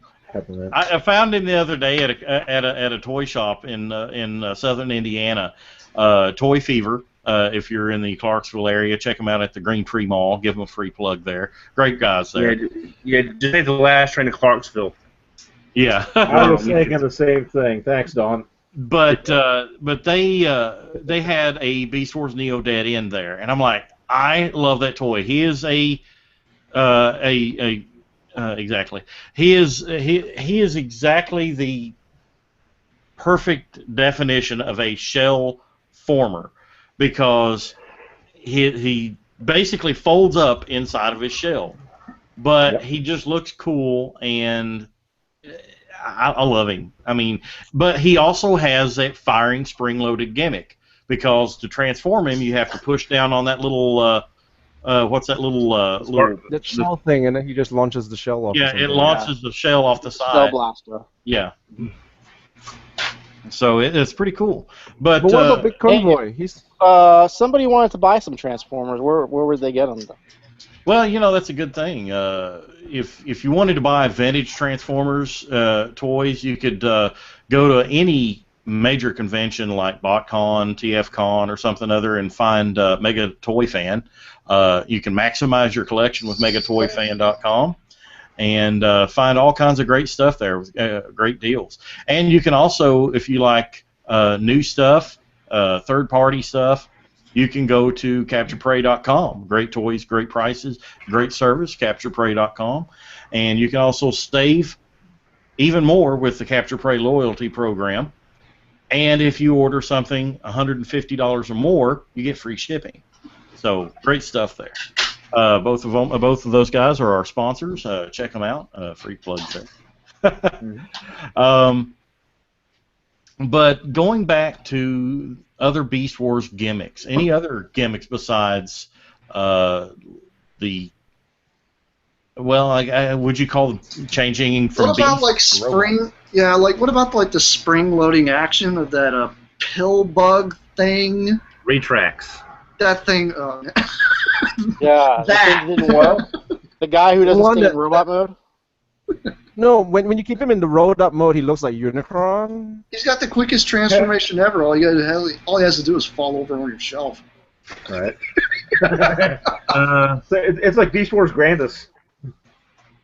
Power Hub. It is. You're not wrong. It is. Right. I'm standing up, guys. It took me a Unicron. second to get that. Right. And if you think about it, he actually has hands almost like the current Constructicons do. They just go from side to side. They don't do much else. Right. I'm doing this, guys. He's kind of got jazz hands almost. Just hands. See, I know there was something in late. Look, it's a jazz hand. You're Hey, full of it leave tonight. the bad puns to the professional punner here. I mean, y'all missed my joke in the chat, for heaven's sakes. That's a great one. It got them really cool. So, should we move on to Beast Machines? Sure. Can we skip Beast Machines? Machines? But No. We got to do Beast Machines. Well, Everybody good. loves Beast Machines. Beast Machine's gimmick was just being bad. No. there's some gems in that line. There are some There gems are. in that line. But can we? But they're Can not we truly say, outrageous. can we say that the turd on Night Scream's robot head was a gimmick? That was poor design theory. That is. I swear it looks like a Yeah. tapered off turd hanging off of Night Scream's head. I guess what they thought is that Night Scream was going to be the next Cheetor, and everyone would gravitate towards him. Well- So they said, well, let's make him at the big price point. To kind of And, go along with that on Night Scream, consider he's a bat. Okay, he hangs upside down. That's probably guano on his head. Hey, Let that sink Nice in for visual. a moment. well, I just thought of something, guys. And when you said the bat size in Beast Machines, size was the gimmick for Supreme Cheetor. Mm-hmm. That was the gimmick. Is he was Well, said he's as big as that? that's a price point. That's a price point, and the gimmick was the electronic features and that Right. Yeah. terrible grappling claw Yeah. thing. But I mean they It's kind like the, it's they like the also $50 Bumblebee that's at stores right now. That's not a gimmick. That's just Well- a price point, and they filled it with that character. well, Looks well, like a KO. well, to me, I remember at the time they were promoting it as far as it's as big as your house cat. So they were using the size as part of the feature of the toy at the time. So that's what I was thinking is the size was the part of the gimmick. But that that's what I was thinking. So he was the John Holmes of Beast Machines. It was the You John wanna Hancock. just proves that size doesn't people always who are matter. young and I don't get that, and I'm not sure I want to either. I think it was more the John Hancock of Beast Machines. Yeah. Yeah. So why did I buy that toy? As far as a gimmick for Beast Machines overall, though, I almost want to say the overall gimmick as a whole was going away from anything and everything that we've ever previously associated with the brand as far as realistic vehicle modes, realistic animal modes. They were trying to go specifically alien, specifically Cybertronian on everything all across the board. Yeah. Take for instance, Tank War right here. This is the Generations Tank War that came out last year. It's actually quite nice, actually. I love the figure. I got the cannon for 99 cents with free shipping from China just today. I found this at Goodwill for a quarter. I know, Wow. right? Best buck and a half I ever spent. Right? Seriously though, just take into account, the fact that it's based on Cybertron. You don't have any real major things to scan, and I think it went over real well for what they were trying to do. Not saying it did well in comparison to other lines or other series, but for what it was, I think it was really well done. I mean, you had these vehicle modes in the Viacon Generals and the drones. They were alien looking. They looked like alien technology. This doesn't even look like any kind of an H-tank even, or regular like Abrams. It was its own thing. Obsidian, was wonderful. It was one of my favorites. The robot modes didn't conform to the regular standard of a robot mode where he's got to have a specific type of nose and arm structure. You had figures like what's a good example? Thrust. Strika and Thrust. He stood on his wheel in the show. Jetstorm. He almost never used. I don't think they ever used his legs in the show. He just had the vertical thrusters. Yeah. On the bottom. Well, Jim, Strika would hover on her feet. Uh-huh. Well, Jim, let me ask you this: if we had gotten a Botanica toy, I would buy it. would her being a plant-based transformer have been considered a gimmick since it's so different? I think so. Possibility. It's almost like Because you look at Beast Changer, which was a Savage Noble toy, I love that. I and hate that toy. I it's sold just a it. toy that fits in the line, and they gave it a specific gimmick, which was that middle spark chest thing that didn't work. Yeah. Yeah. So that's the gimmick. I think you're blurring the lines between gimmick and price point and just general design theory. Well, well, of those three, each one probably shapes the other when you're looking at creating a figure. So there's going to be some blurring there anyway. Right. Just like with Armada, the gimmick was minicons. Yeah, and then you had a character like Cyclonus in Armada, who was the only one that you could plug a minicon in and flick the button in the back, and you would make the minicon shoot or the line drop. Yeah, those were like for his Yeah, mold, though. Okay, But so then yeah, again, you so had he was. then you had Overload, or what was it? Yeah, Overload. Yeah, Overload. That essentially had a headmaster gimmick because of the Yeah. that was a Starscream. great one. Starscream had Swindle that could connect up under the nose cone, and add to the front of the jet. It also when he and did you that, it also also have- unlocked other like sound features when he did that. Yeah. You also have the Star Saber, like that. Ah. Well, that Just absolutely. he just load went. them- He went to load his them up. drawer and just like, I'm gonna grab this many mini cons. And just went. Well, okay. Well, now "Boom, before we get here it is. before we get too far into our Armada, and we're gonna finish up Beast Machines, Okay. we are forgetting one of the most important toy lines with some of the best figures we've ever gotten. 1, 2, 3 Transformers. Dawn. Machine Go to Wars. hell. Dawn. Machine Wars. No. Machine no. Wars doesn't count because Machine Wars was like a rehash with a lot of reissues. Well, actually, just Machine really Wars from was Beast nothing but Wars gimmicks. Well, design it theory. might count in reverse because all the gimmicks were gutted. All the missile firing, all the sight features, it was all gutted. So it was kind of like a reverse gimmick. Sorry. The Well, anti look at the gimmick. transformation of some of the ones, just their flip changers. That's a gimmick itself. Yeah. It is. Yeah. But I was talking about Robots in disguise. Ah. Oh. Well, then of again, you course. have the Optimus and the Magnus that actually combine together. Yep. And That's a Pan gimmick. Megatron.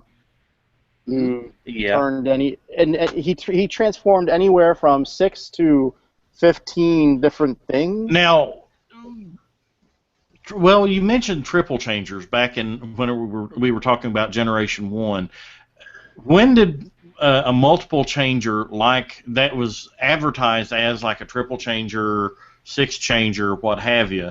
I think Megatron was the first 6 changer since Six shot. what 6 shot, and technically he had 10 modes, but they just weren't advertised until Devil Gigatron, Galvatron. Well, came out. wasn't there a mold variation between the U.S. and Japanese releases that actually added to and gave those additional modes? I'm not aware.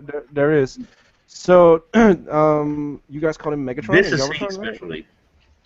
It was You guys Megatron get- for the black one, and the white one was So Galvatron. Right. Both of them used the same mode when it got to America. Both were Mhm. using the Devil Gigatron mode, whereas in Japan, Right. if you have Gigatron and Devil Gigatron, Gigatron can't actually do the final 4 forms because his peg is too large for where it would form the remaining elephant and stuff like that. So you can't actually do it with the Japanese modes. I thought so.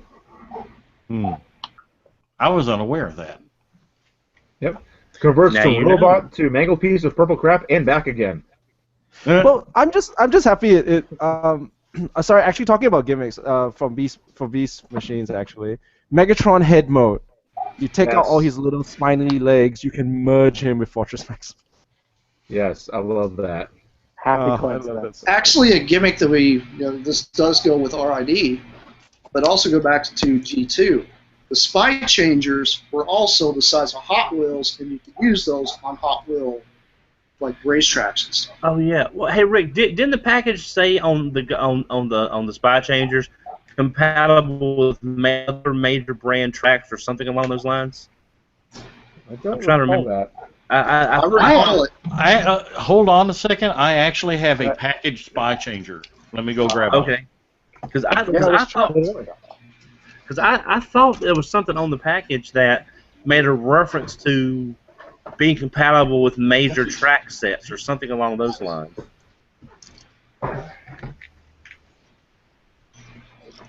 Right then. I may be misremembering, but Here's I don't know. This would be the same as like getting like the hot shot and crosswise or any of that 2-packs.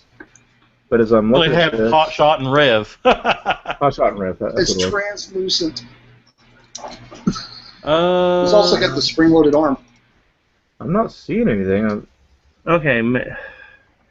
Maybe I was just misremembering, but I thought it said something Yeah. about being compatible with other. I mean, they are, but I'm not seeing it on here. For Coincidentally, some reason, I don't know if it was on that. It might have been because they came on different. Oh God, there was It so many. might actually, you know what? It might actually be on the G2 packaging. that's possible. Okay. Coincidentally, this is the very first Transformer my wife ever bought me. Throwing that out there. And another one I want to actually point out about the Spy Changers is they didn't all just come in just a solid color. They came in translucent colors, which I think that was also another gimmick just to re-release. Would you consider that a gimmick? Maybe. In itself? It's like a variant kind of thing? Not sure. But that you're talking about like the universe, like the Family Dollar and Dollar General releases, right? Mm-hmm. From like 06. Well, KB actually had a few that came out that were completely different color, and they were all translucent. I myself, I've got the entire line of like all the Spy Changers except for there's a Junsko Toys version. I don't have those yet. I think I might have some lucky too draws you don't have. What's that? To send you a PM with it, but I'm pretty sure it's about this long and it's yellow on the front and blue in the back. A Spy Changer that's this long? Mm-hmm. It's more of a vehicle, actually. I think I know what you're talking about. Is it one of the launching trucks? One day you're going to have to come over. Yeah, one day. Gonna have to. Speaking of coming over, I'm moving to Massachusetts, so if you want to come over and help me pack. Let's do that. I'll have to call my boss, see if he'll be okay with that. But okay, now let's kind of change gears here. I know we haven't covered Season 2. Yes. Gears. Another Transformer pun here. Let's kind of change gears here. I know we haven't covered every year of Transformers, and we really, frankly, don't have the time to cover every year. Let's talk about broad covering gimmicks. I mean, we've talked about specific lines having specific gimmicks and everything. We know that, like Armada, the gimmick was the Minicons. Basically, your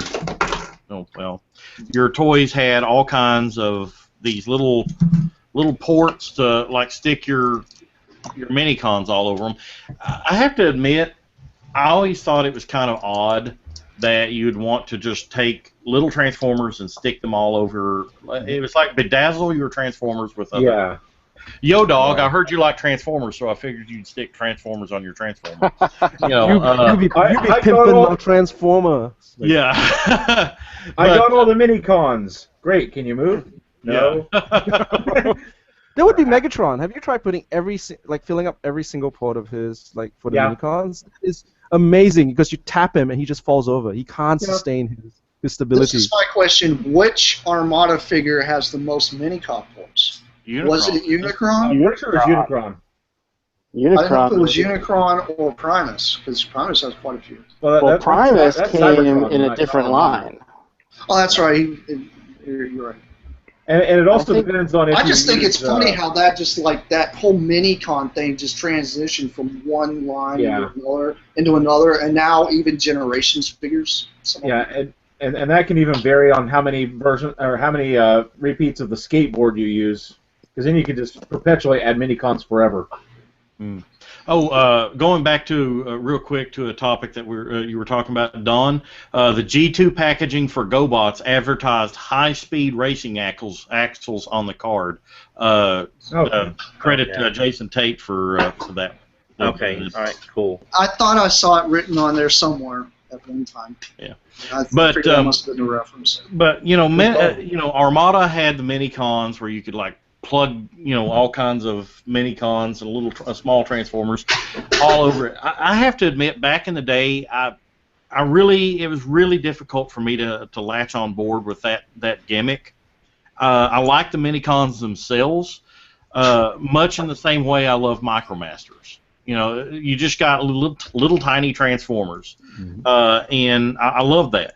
But honestly, whenever I displayed them back in the early 2000s, whenever they were out, I mainly displayed them by themselves, or if like Star Saber, this is the only time I would combine them together and interact them with larger Transformers. I just didn't care about the bedazzled jewelry aspect of the Minicons, although that was the main selling point. Gotta catch them all. Yeah. Well, one of the main selling points for Armada Prime was the simple fact he had all the crazy electronics. Like as you're transforming him, the trailer would transform, or it should. Yeah. And now that Super Base Transforming pants. And now that Super Base Prime turns into glitter whenever you try to transform it. That was a great gimmick, but it just never. Because if it was a great gimmick in execution, we would have seen it again by now in some fashion. But it was a really interesting thing. I remember the BotCon when they came out.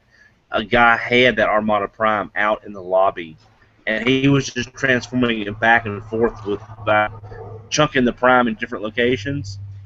We were like, I absolutely loved the cab on Armada Super Base Prime. Yeah. But as a combined trailer form, the combined robot mode, I absolutely hated that. I hated it. It was I too mean, wide. Super Pants. It was too much packed into one toy. It's like it was overly ambitious. I mean, if you just had that awesome cab, I love the way it transformed. It was a great figure by itself, and just have the trailer split open and become a base, like G1 Prime. It didn't have to look like the G1 Prime. I'm not saying that, but have it become some kind of like gun platform or something other. But then you got Jetfire that becomes a pair of pants for him. The whole auto transforming gimmick. That did not work for me at all. I hated that toy, and it just never stayed together for me. Yeah. But you know what's weird, Jordan, is you reminded me. It's been bugging me for weeks. That new Robots in Disguise Japanese Adventures figure, the Leader Class Optimus. You finally reminded me who that reminds me of. Super Pants Prime. Because he has the big long legs in the A stance. He has the nice upper body, but he's all just legs. Yeah. So thank you, because that's been bugging me for weeks on who he Wait, reminded are we me talking of. about TAV-21? Yeah. Yeah, the visual look of, you know. Yeah, I know, but I'm just saying the visual look at him reminds me a lot of Super Pants Prime. Do those legs go all the way up? Well, yes, So they talking do. about Optimus, do you prefer the Armada Optimus to the Power Rangers Optimus from Energon?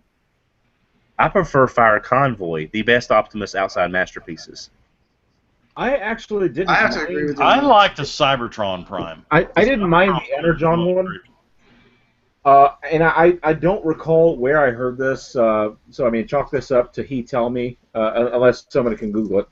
But if I recall, I want to say the Energon Prime was designed specifically as an homage to Super Sentai and, by extension, Power Rangers, intentionally. The way I understood it was someone who was influential in Super Sentai had, I guess, passed away, and they designed that Optimus as kind of a tribute to him.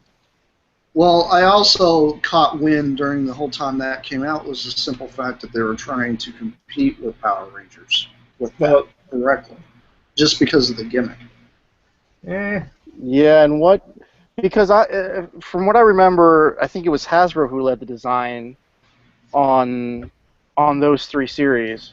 So I think the designs would have come first from Hasbro and then went to Takara. So it wouldn't make sense for Hasbro to pay homage or respect to someone from Super Sentai. Didn't Aaron have a lot to do with the design of that Prime? Yeah, he did. He did. And I remember him telling me the original trailer was very different.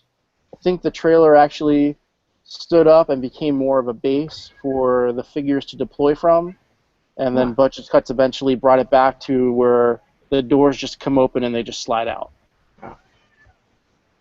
I hear Maxie. But yeah, they were trying to compete with Power Rangers, so it would make sense that if they're going to do something like Power Rangers, they do it with one of the most popular characters at the biggest price point that can support that, which is Optimus.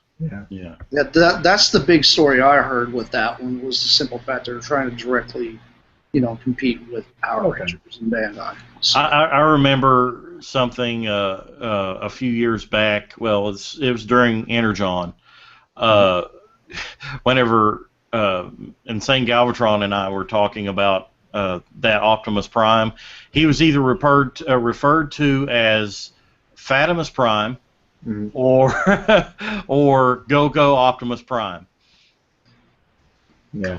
Go Optimus Prime.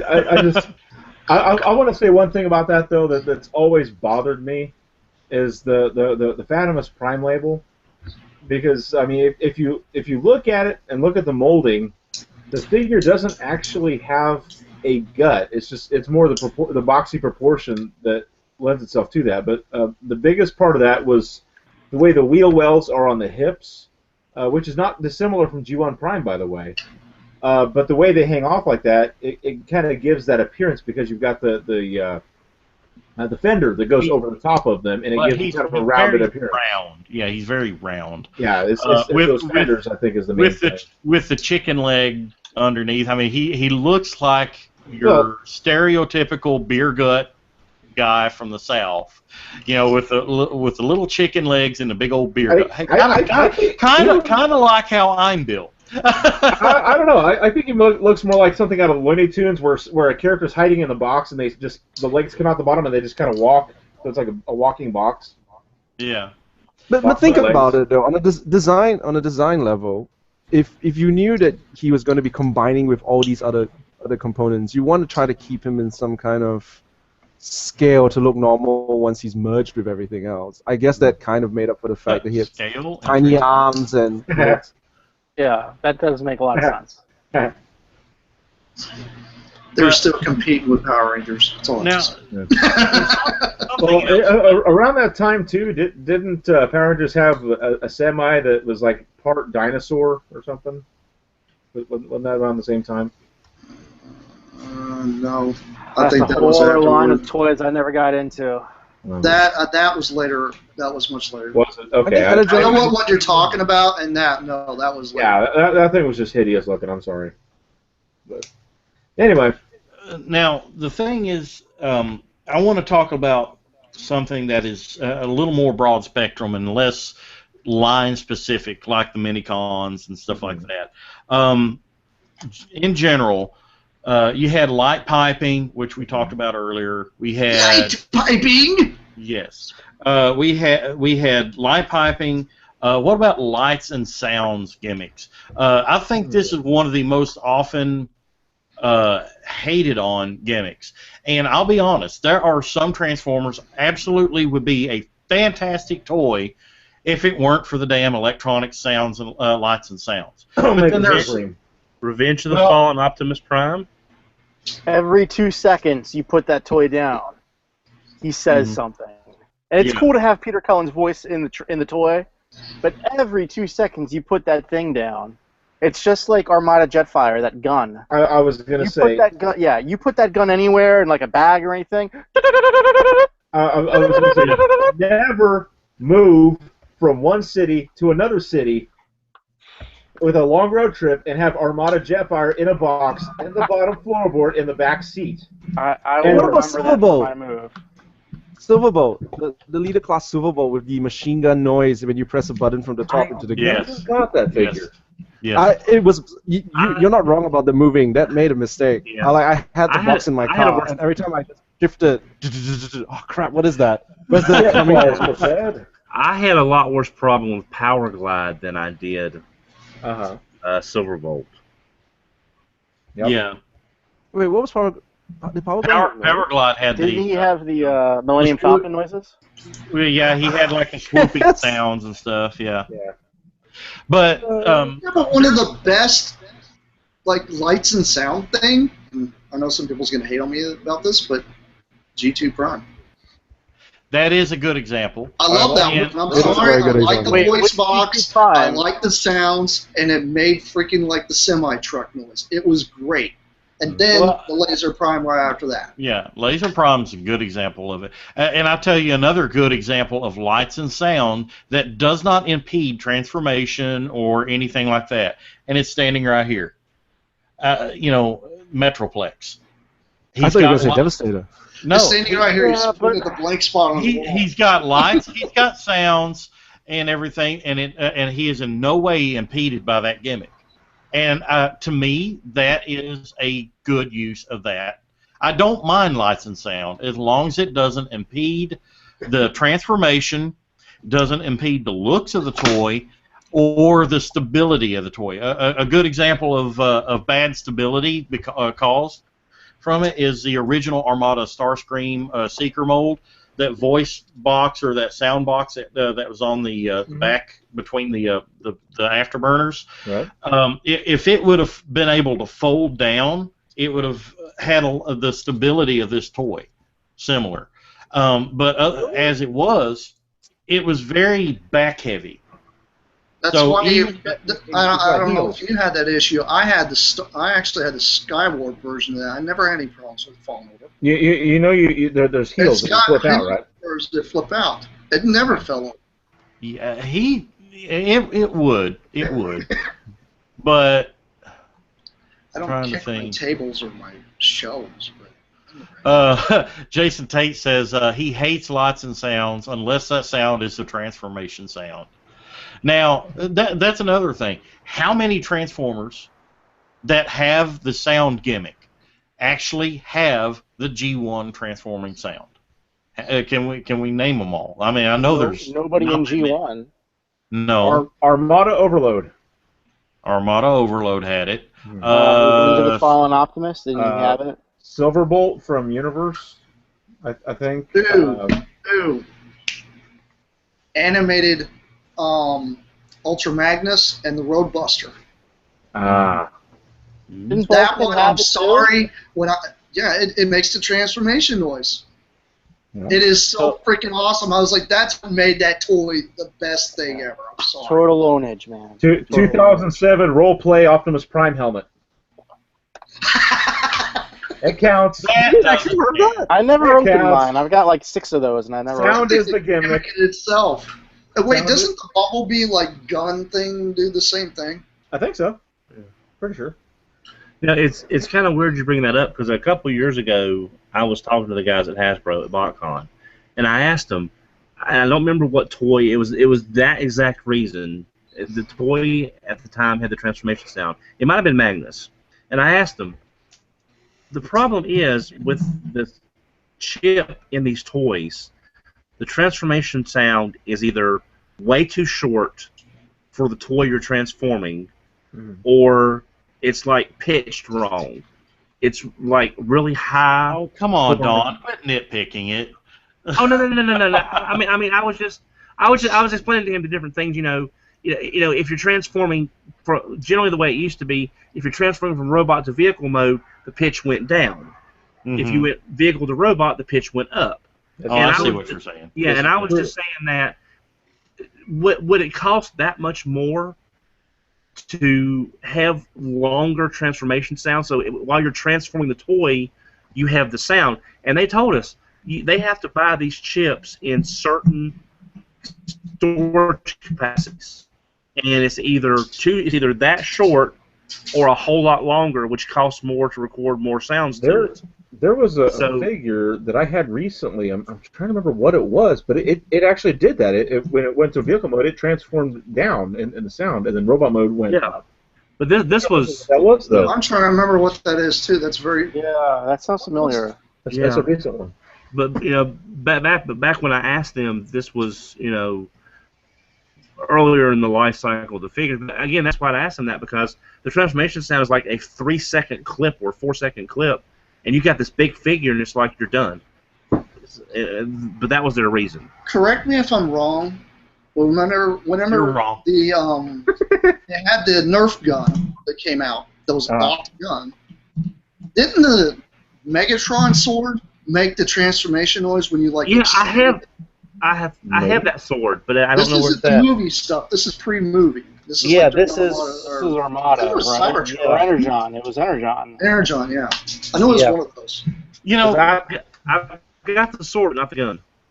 Now, since we're kind of on the topic right now, and it is Powerglide. Is it Powerglide I believe, did make that sound. Powerglide. I remember that because Theo did a review, and it was like he did the. It was like a repaint. It wasn't that one. It was like the black one or something like that, because he's all about black and purple. So Yeah, he was doing that, and he's just like, it makes the noise. It's you, man. Come on. Yeah, Jason Tate also says one of those simple flip changers they make now could possibly be timed to change at the same rate as the transforming sound. That would be sweet. You know, I mean, it's like it's just flip changes, but you know that would be so cool. One step Grimlock. Seriously, when they decided to release that toy, they could have easily incorporated that noise when you do that. Was that the $80 Grimlock? Yeah, the big one, the oversized, gigantic thing that actually already had electronic gimmicks in it. So it's like, why doesn't it make an electronic? Well, you know, while we're on the subject of the transforming sound, and it is relevant because it is kind of a gimmick of the Transformers. What exactly is Hasbro's stance on that transforming sound? I mean, originally it was a hallmark. I mean, even now, older people like us, whenever you hear that transforming sound, eyes light up and go, "Ooh, that's the transforming sound from that Transformer show years and years ago." Why did they move away from that? Any insight on that, Rick? I don't know. Is this... No, there's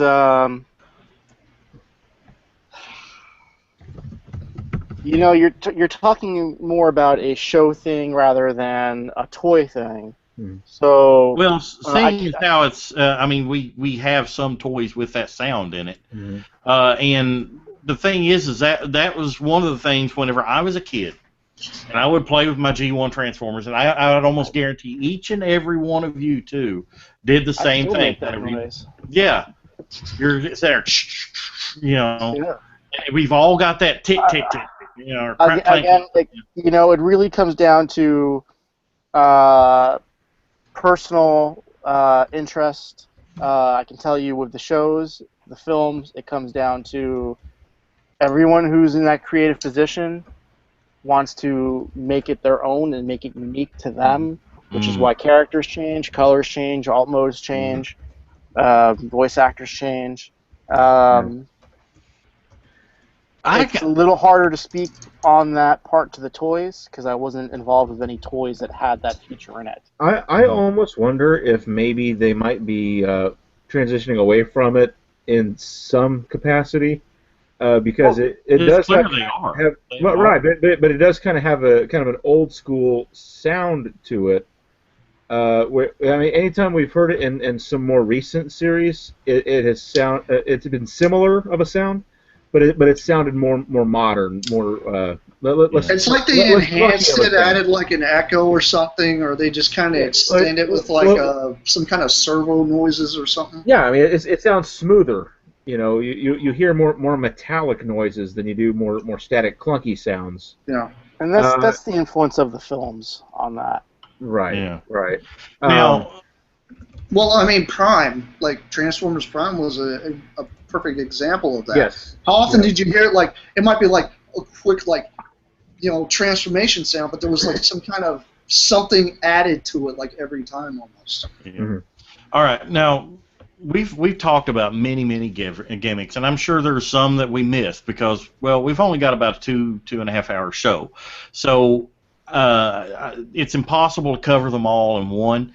But there's a lot of stuff that we've touched on, and I want to go to each one of us before we move on to our final topic here. I want to give Rick a chance to talk about Jet Strike here momentarily, but I want to ask each one of everybody on the show tonight, and then I also want to ask you, the listener, what's your favorite and least favorite, just one, gimmick that has been used in Transformers. I want to listen, all the listeners that, if you're listening, tweet us at TFYLP and tell us what your favorite and least favorite gimmicks in the Transformers franchise history are. Don, since you're first on my screen, I'll ask you, what's your favorite and least favorite? I guess my favorite would be it's the low-hanging fruit, but it would be combining. Just because we've gotten so many good teams and so many great characters from the concept. It would have to be combining, I think, is my favorite gimmick. Least favorite would be mini cons because they ruined a lot of good toys to incorporate a gimmick that usually didn't do much on its own. I love the mini cons by themselves, but you know, I gotta disagree with you on the mini cons, but I mean I do see your point. Rick, how about you? Favorite, you know, combining is always going to be one of the things I love the most. But I definitely have a gimmick that I hate, and I've always hated, and that's the Pretenders. I mean, literally, you pop this guy's belt off. Am I? It's a shell. That's all it is. Formers. It's a shell. There is zero play value to this. I disagree. I Very little love play value to this. I love the designs, but You love the designs, you love the characters, but it could have been executed way better than it It was. could be done better, and I hope there's someone out there who can do it better one day. I believe there is. Yeah, because then we'd be able to play with this too. Yeah. Jim, how about you?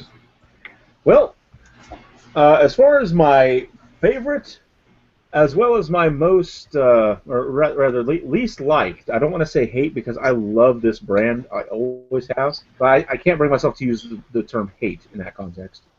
They're both general. They are both the same gimmick, oddly enough. My favorite gimmick is, like Don said, the combination, combining with other figures to make larger, more powerful forms, weapons, what have you. That includes, the combiners, the mini cons, Energon shirt and pants modes, Landcross. I mean, it's just the possibilities of that are so limitless. Landcross alone, if you factor in all the weapons and assault modes, duplicates and whatnot, you can build up to 73 different alternate configurations with the Multiforce.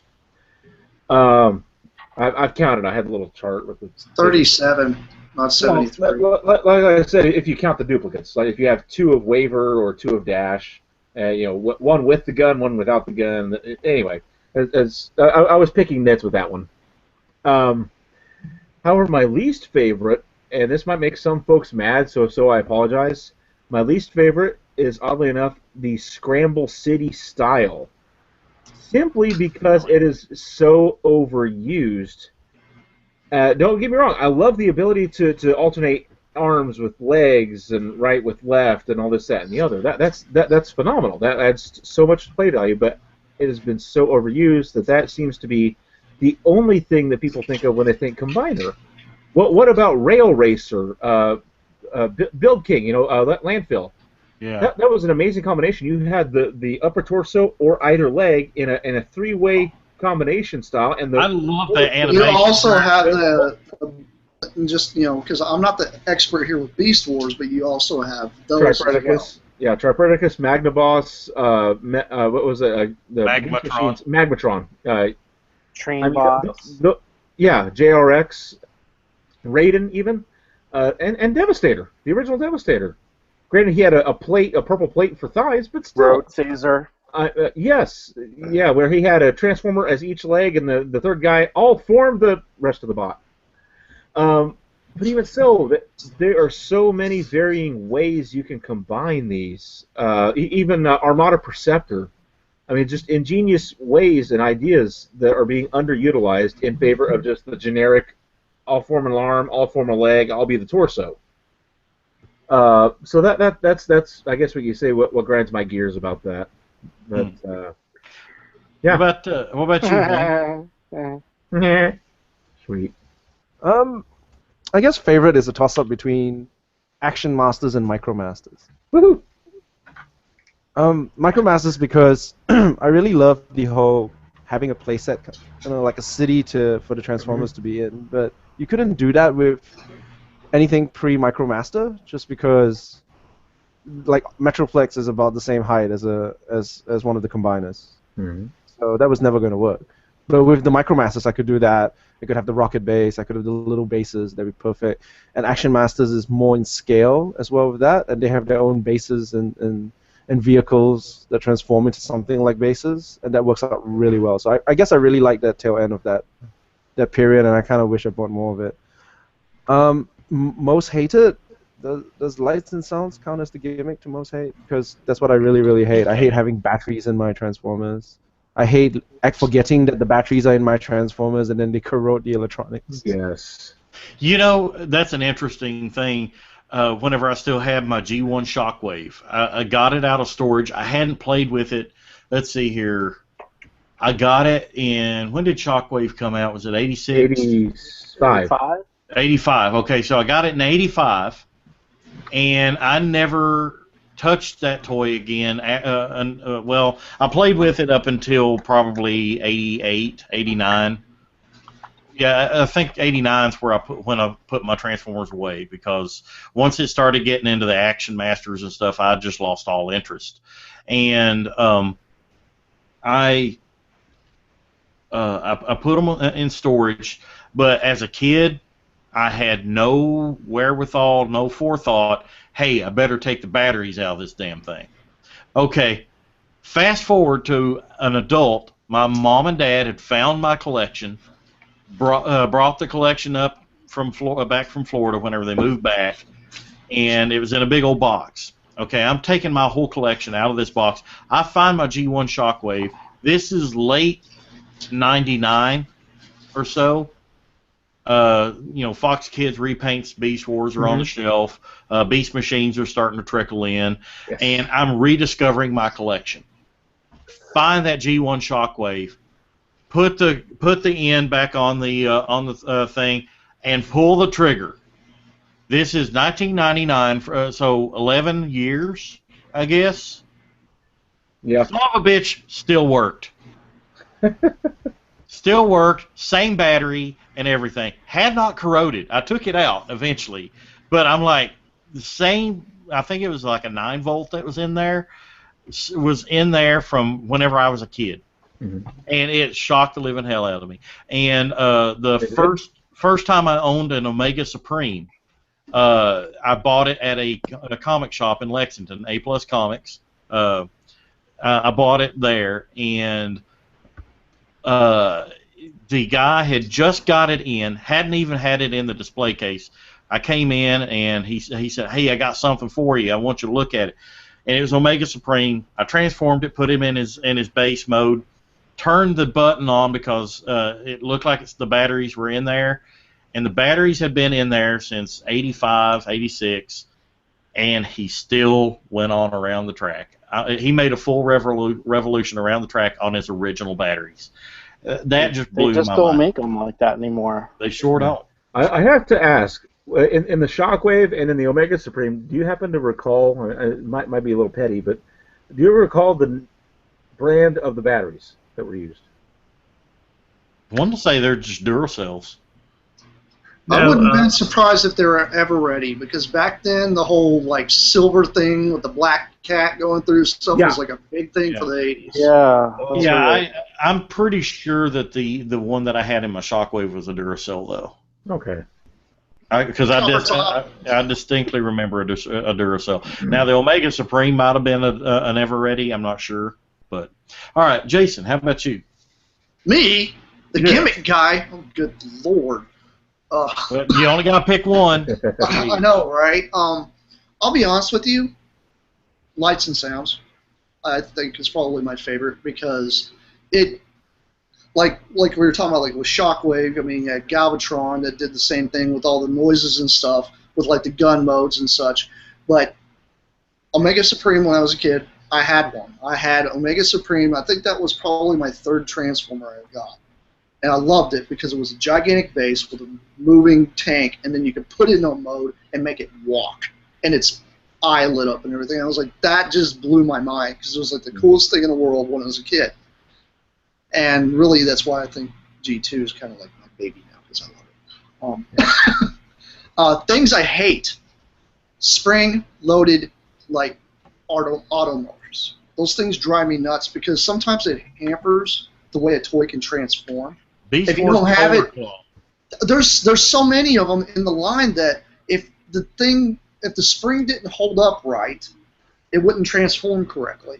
Or if Beast the Wars spring Polar was- Claw really comes to mind. I working on it. love that toy, but that damn claw with that spring-loaded thing hardly will stay in there. I mean, you got to get it in there just right. But if you barely bump that sucker, out it comes. It's like Right. son of I mean, I love the missile launching gimmicks. But when you go in and you're putting together your Devastator, and you barely bump a shelf, and it shoots his freaking fist off, it's like it drives you nuts because it's like, why didn't it not lock in right? You know. But I mean, I see where the spring-loaded gimmick is helpful, but usually when it comes into like when you're transforming it and there's like an automorph or something, and it doesn't want to work right, or say it works too hard.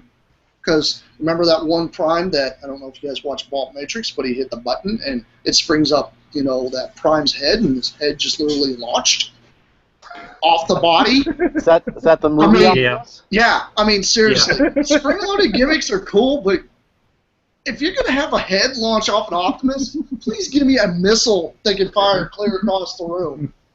Now, and another thing a lot of people don't think about when it comes to spring-loaded gimmicks is the pullback cars that you let go.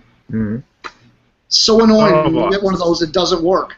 It's like, I don't know. I mean, I've got all the European-powered Masters. You guys remember all of those? Mhm. Stacks and Mean Streak and those. Those are great when they work. I've seen them where they don't, and it's like, throw the thing away. It just sucks. I don't know. It's just spring-loaded gimmicks kind of drive me a bit crazy. Yeah, my favorites. A lot of people may be surprised. I love Headmasters. That's probably my second favorite, honestly. But honestly, my very favorite is light piping. And this generation's Armada Starscream is a great example of that. I mean, if you get just the right lighting on that, it looks like this toy is alive with the glow in the eyes, and it just fires the imagination in me, and I love it. Absolutely love light piping. It irritates the hell out of me whenever we have light piping on a toy, and it's either obscured by something behind the head, or the eyes are freaking painted over. It's like, why the hell have it then, you know? Or you got something as awesome as this thing, and where's the light piping? I mean, come on. This thing is phenomenal, and you tell me that wouldn't be awesome if that head didn't have, I mean, if that thing had light piping. It would have been an extra part. Couldn't do it. Seriously. No, seriously, it's great without lead piping. I don't know It's why gonna- you guys it'll be talk fixed about later how good on, light but, piping you know. is. Yeah, I love light piping. Now, my least favorite gimmick is from the current line, and this kind of goes back to what Rick and I were talking about pre-show. Is from the current line. This little scan thing. It's kind of okay. It's neat right now here in 2015. That's nice. You know, being able to scan that thing and play that character in a toy, or in a game rather. But 15, 20 years from now, that little scan thing is just going to be a round, flat eyesore on this toy, and I'm like, it's not going to amount to a damn hill of beans. And the thing is, and I know that it's not really a consideration whenever you release toys here in the U.S., but this the Transformers Adventure Gregavore, okay, that scan bar on there, I don't think that works in the U.S. market because it's got different colors on it and everything. It doesn't. There's a Prime that's come out that's like a large one. It's really, really, really big. And I can't remember. GAV-21. That one. Yeah. The great thing about that one, it's actually got like a wheel on his shoulder, so you can actually switch it. And it's got two of the scan things. They don't work here in the States. But it also will switch over to a regular Autobot logo, so it actually hides itself. So now, I mean, they have implemented something like that on those guys. I've got a caveat. I think the concept is sound. Having you buy a new toy and you unlock the playability of that character in the game. I think it's really neat. However, yes, Cat. However, I don't want it on the toy itself. Give me a freaking tech spec. That's another gimmick that is a lost art. A flippin' tech spec. I don't care how it's shaped. I love the original long tech specs that was on the G1 toys, but the flippin' tech spec. Plastic foot over it. Because so many toys today are based on characters that do not have a characterization in the comic book or the cartoon. Mm-hmm. Back in Generation 1, there was a lot of characters like that, like poor little Weird Wolf here. He barely had any characterization in the American cartoon. I mean, I think Monzo spoke like one line. Weird Wolf himself had none. So the only characterization you really had with him beyond the Headmaster comics from Marvel was the tech specs. And that is a lost art. Transformers need to have tech specs. And if like these RID 2015 figures, put some kind of scannable QR code in the tech spec. It's not going to kill anything. It's and after it goes by the wayside 5, 10, 15 years from now, you're not going to care if it's making an eyesore on the toy. I mean, you don't have this big flat spot with a fadable sticker on it. It's just a little minor pet peeve of mine. Honestly, I would like to see maybe, because I know Repro Labels actually makes stuff for some of those figures, but why can't Repro Labels possibly make like a specialized sticker that could go over that? Okay. Like make it silver. Yeah. Like a big silver thing with like a big Autobot logo or Decepticon logo, and that will fix most of that problem. Yeah. If they really would just release like a whole sheet of those things you can buy. Yeah. You mean like rub symbols? Wait. Or a rub sign, yes, please. That would be sick. Okay. Like a little round rub they sign. already make. All right. They make round ones? Rick, while you still got battery life here, let's talk a little bit about Jet Strike. I know we've been going a little bit long here, but this was a big topic. Let me share this real quick here. Cool. Wow. And he just fell off. Oh no! Dark crap. That's what we get for going long. Yeah. Damn. Well, we will do more. We will do it first thing next episode. Well, I'll have Michael and crew because I'll be in Kansas at TF Expo. We love you, Rick. Sorry about that, man. Well, before we sign off, listener Jason Tate, he's got his 2 cents in on the thing. His favorite is Headmasters, even though the combining is a close second. He dislikes minicons who activate features. Minicons on their own are fine, but he just dislikes the ones that activate features. Headmasters win because you have an interactive play pattern where the alt modes and bases can now be used with the smaller figures. It gives the bots a sense of scale like they are truly giant robots. And I totally agree with that. Again, I want to thank everybody for listening. We've went 2.5 hours tonight on a huge topic. There's a lot more we could talk about.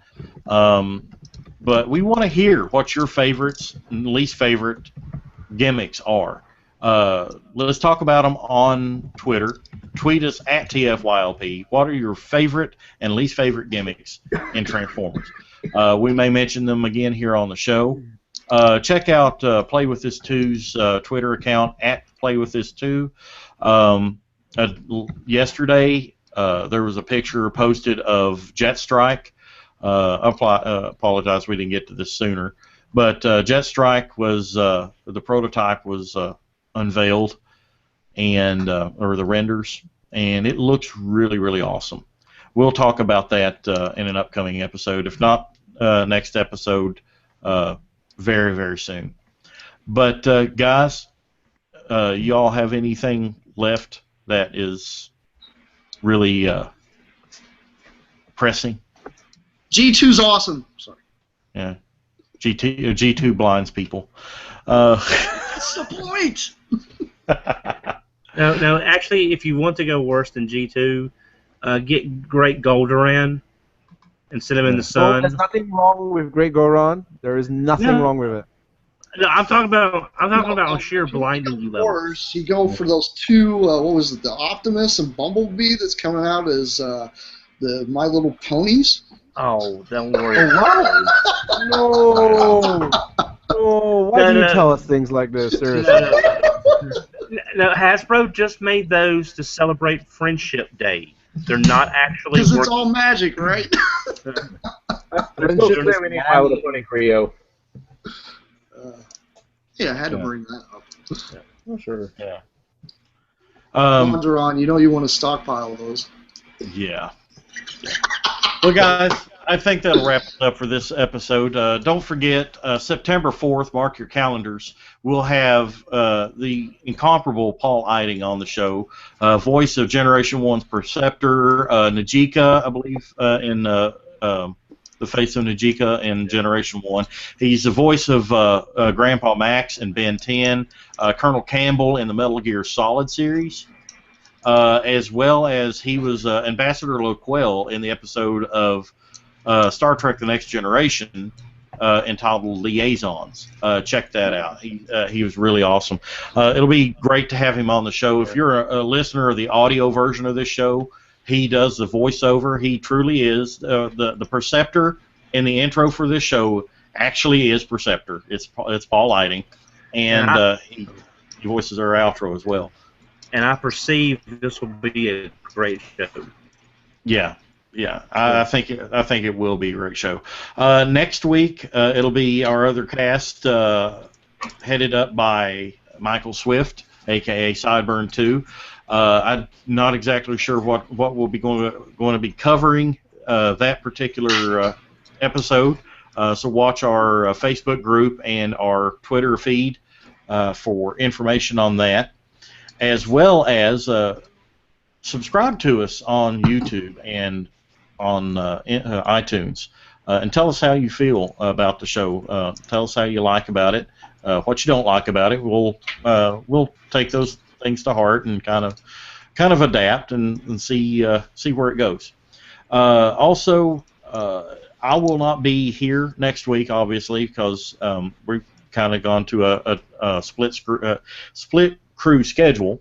So it'll be hosted by Sideburn 2, but I may drop in because I will actually be at TF-Expo in Wichita, Kansas.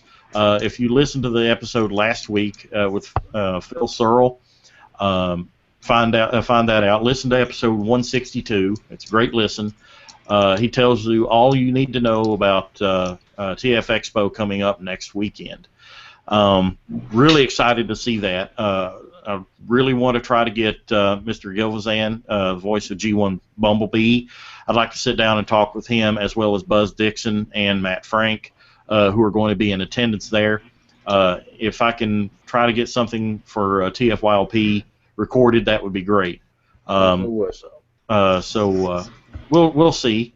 But if you're attending that show, look me up. I'll be at the Capture Prey booth most of the time, I'm sure. And stop by and say hi and let me know what you think of the show. Well, guys, we'll see you next time on Transformers for Your Listening Pleasure. I am Deron Land, a.k.a. Weird Wolf, with Headmaster Dawn, Jim Black, Hang Up Chan, and Plasticon, and the recently logged off Rick Alvarez because his laptop battery died. Well, we do go long. That's what she said. Yes, go long. Go long or go home. Hey, it's almost football season, so we go long. So, guys, we'll see you next time on Transformers for Your Listening Pleasure. Thanks for listening. Take care, everybody. Don't forget to watch Beast Machine. See you guys.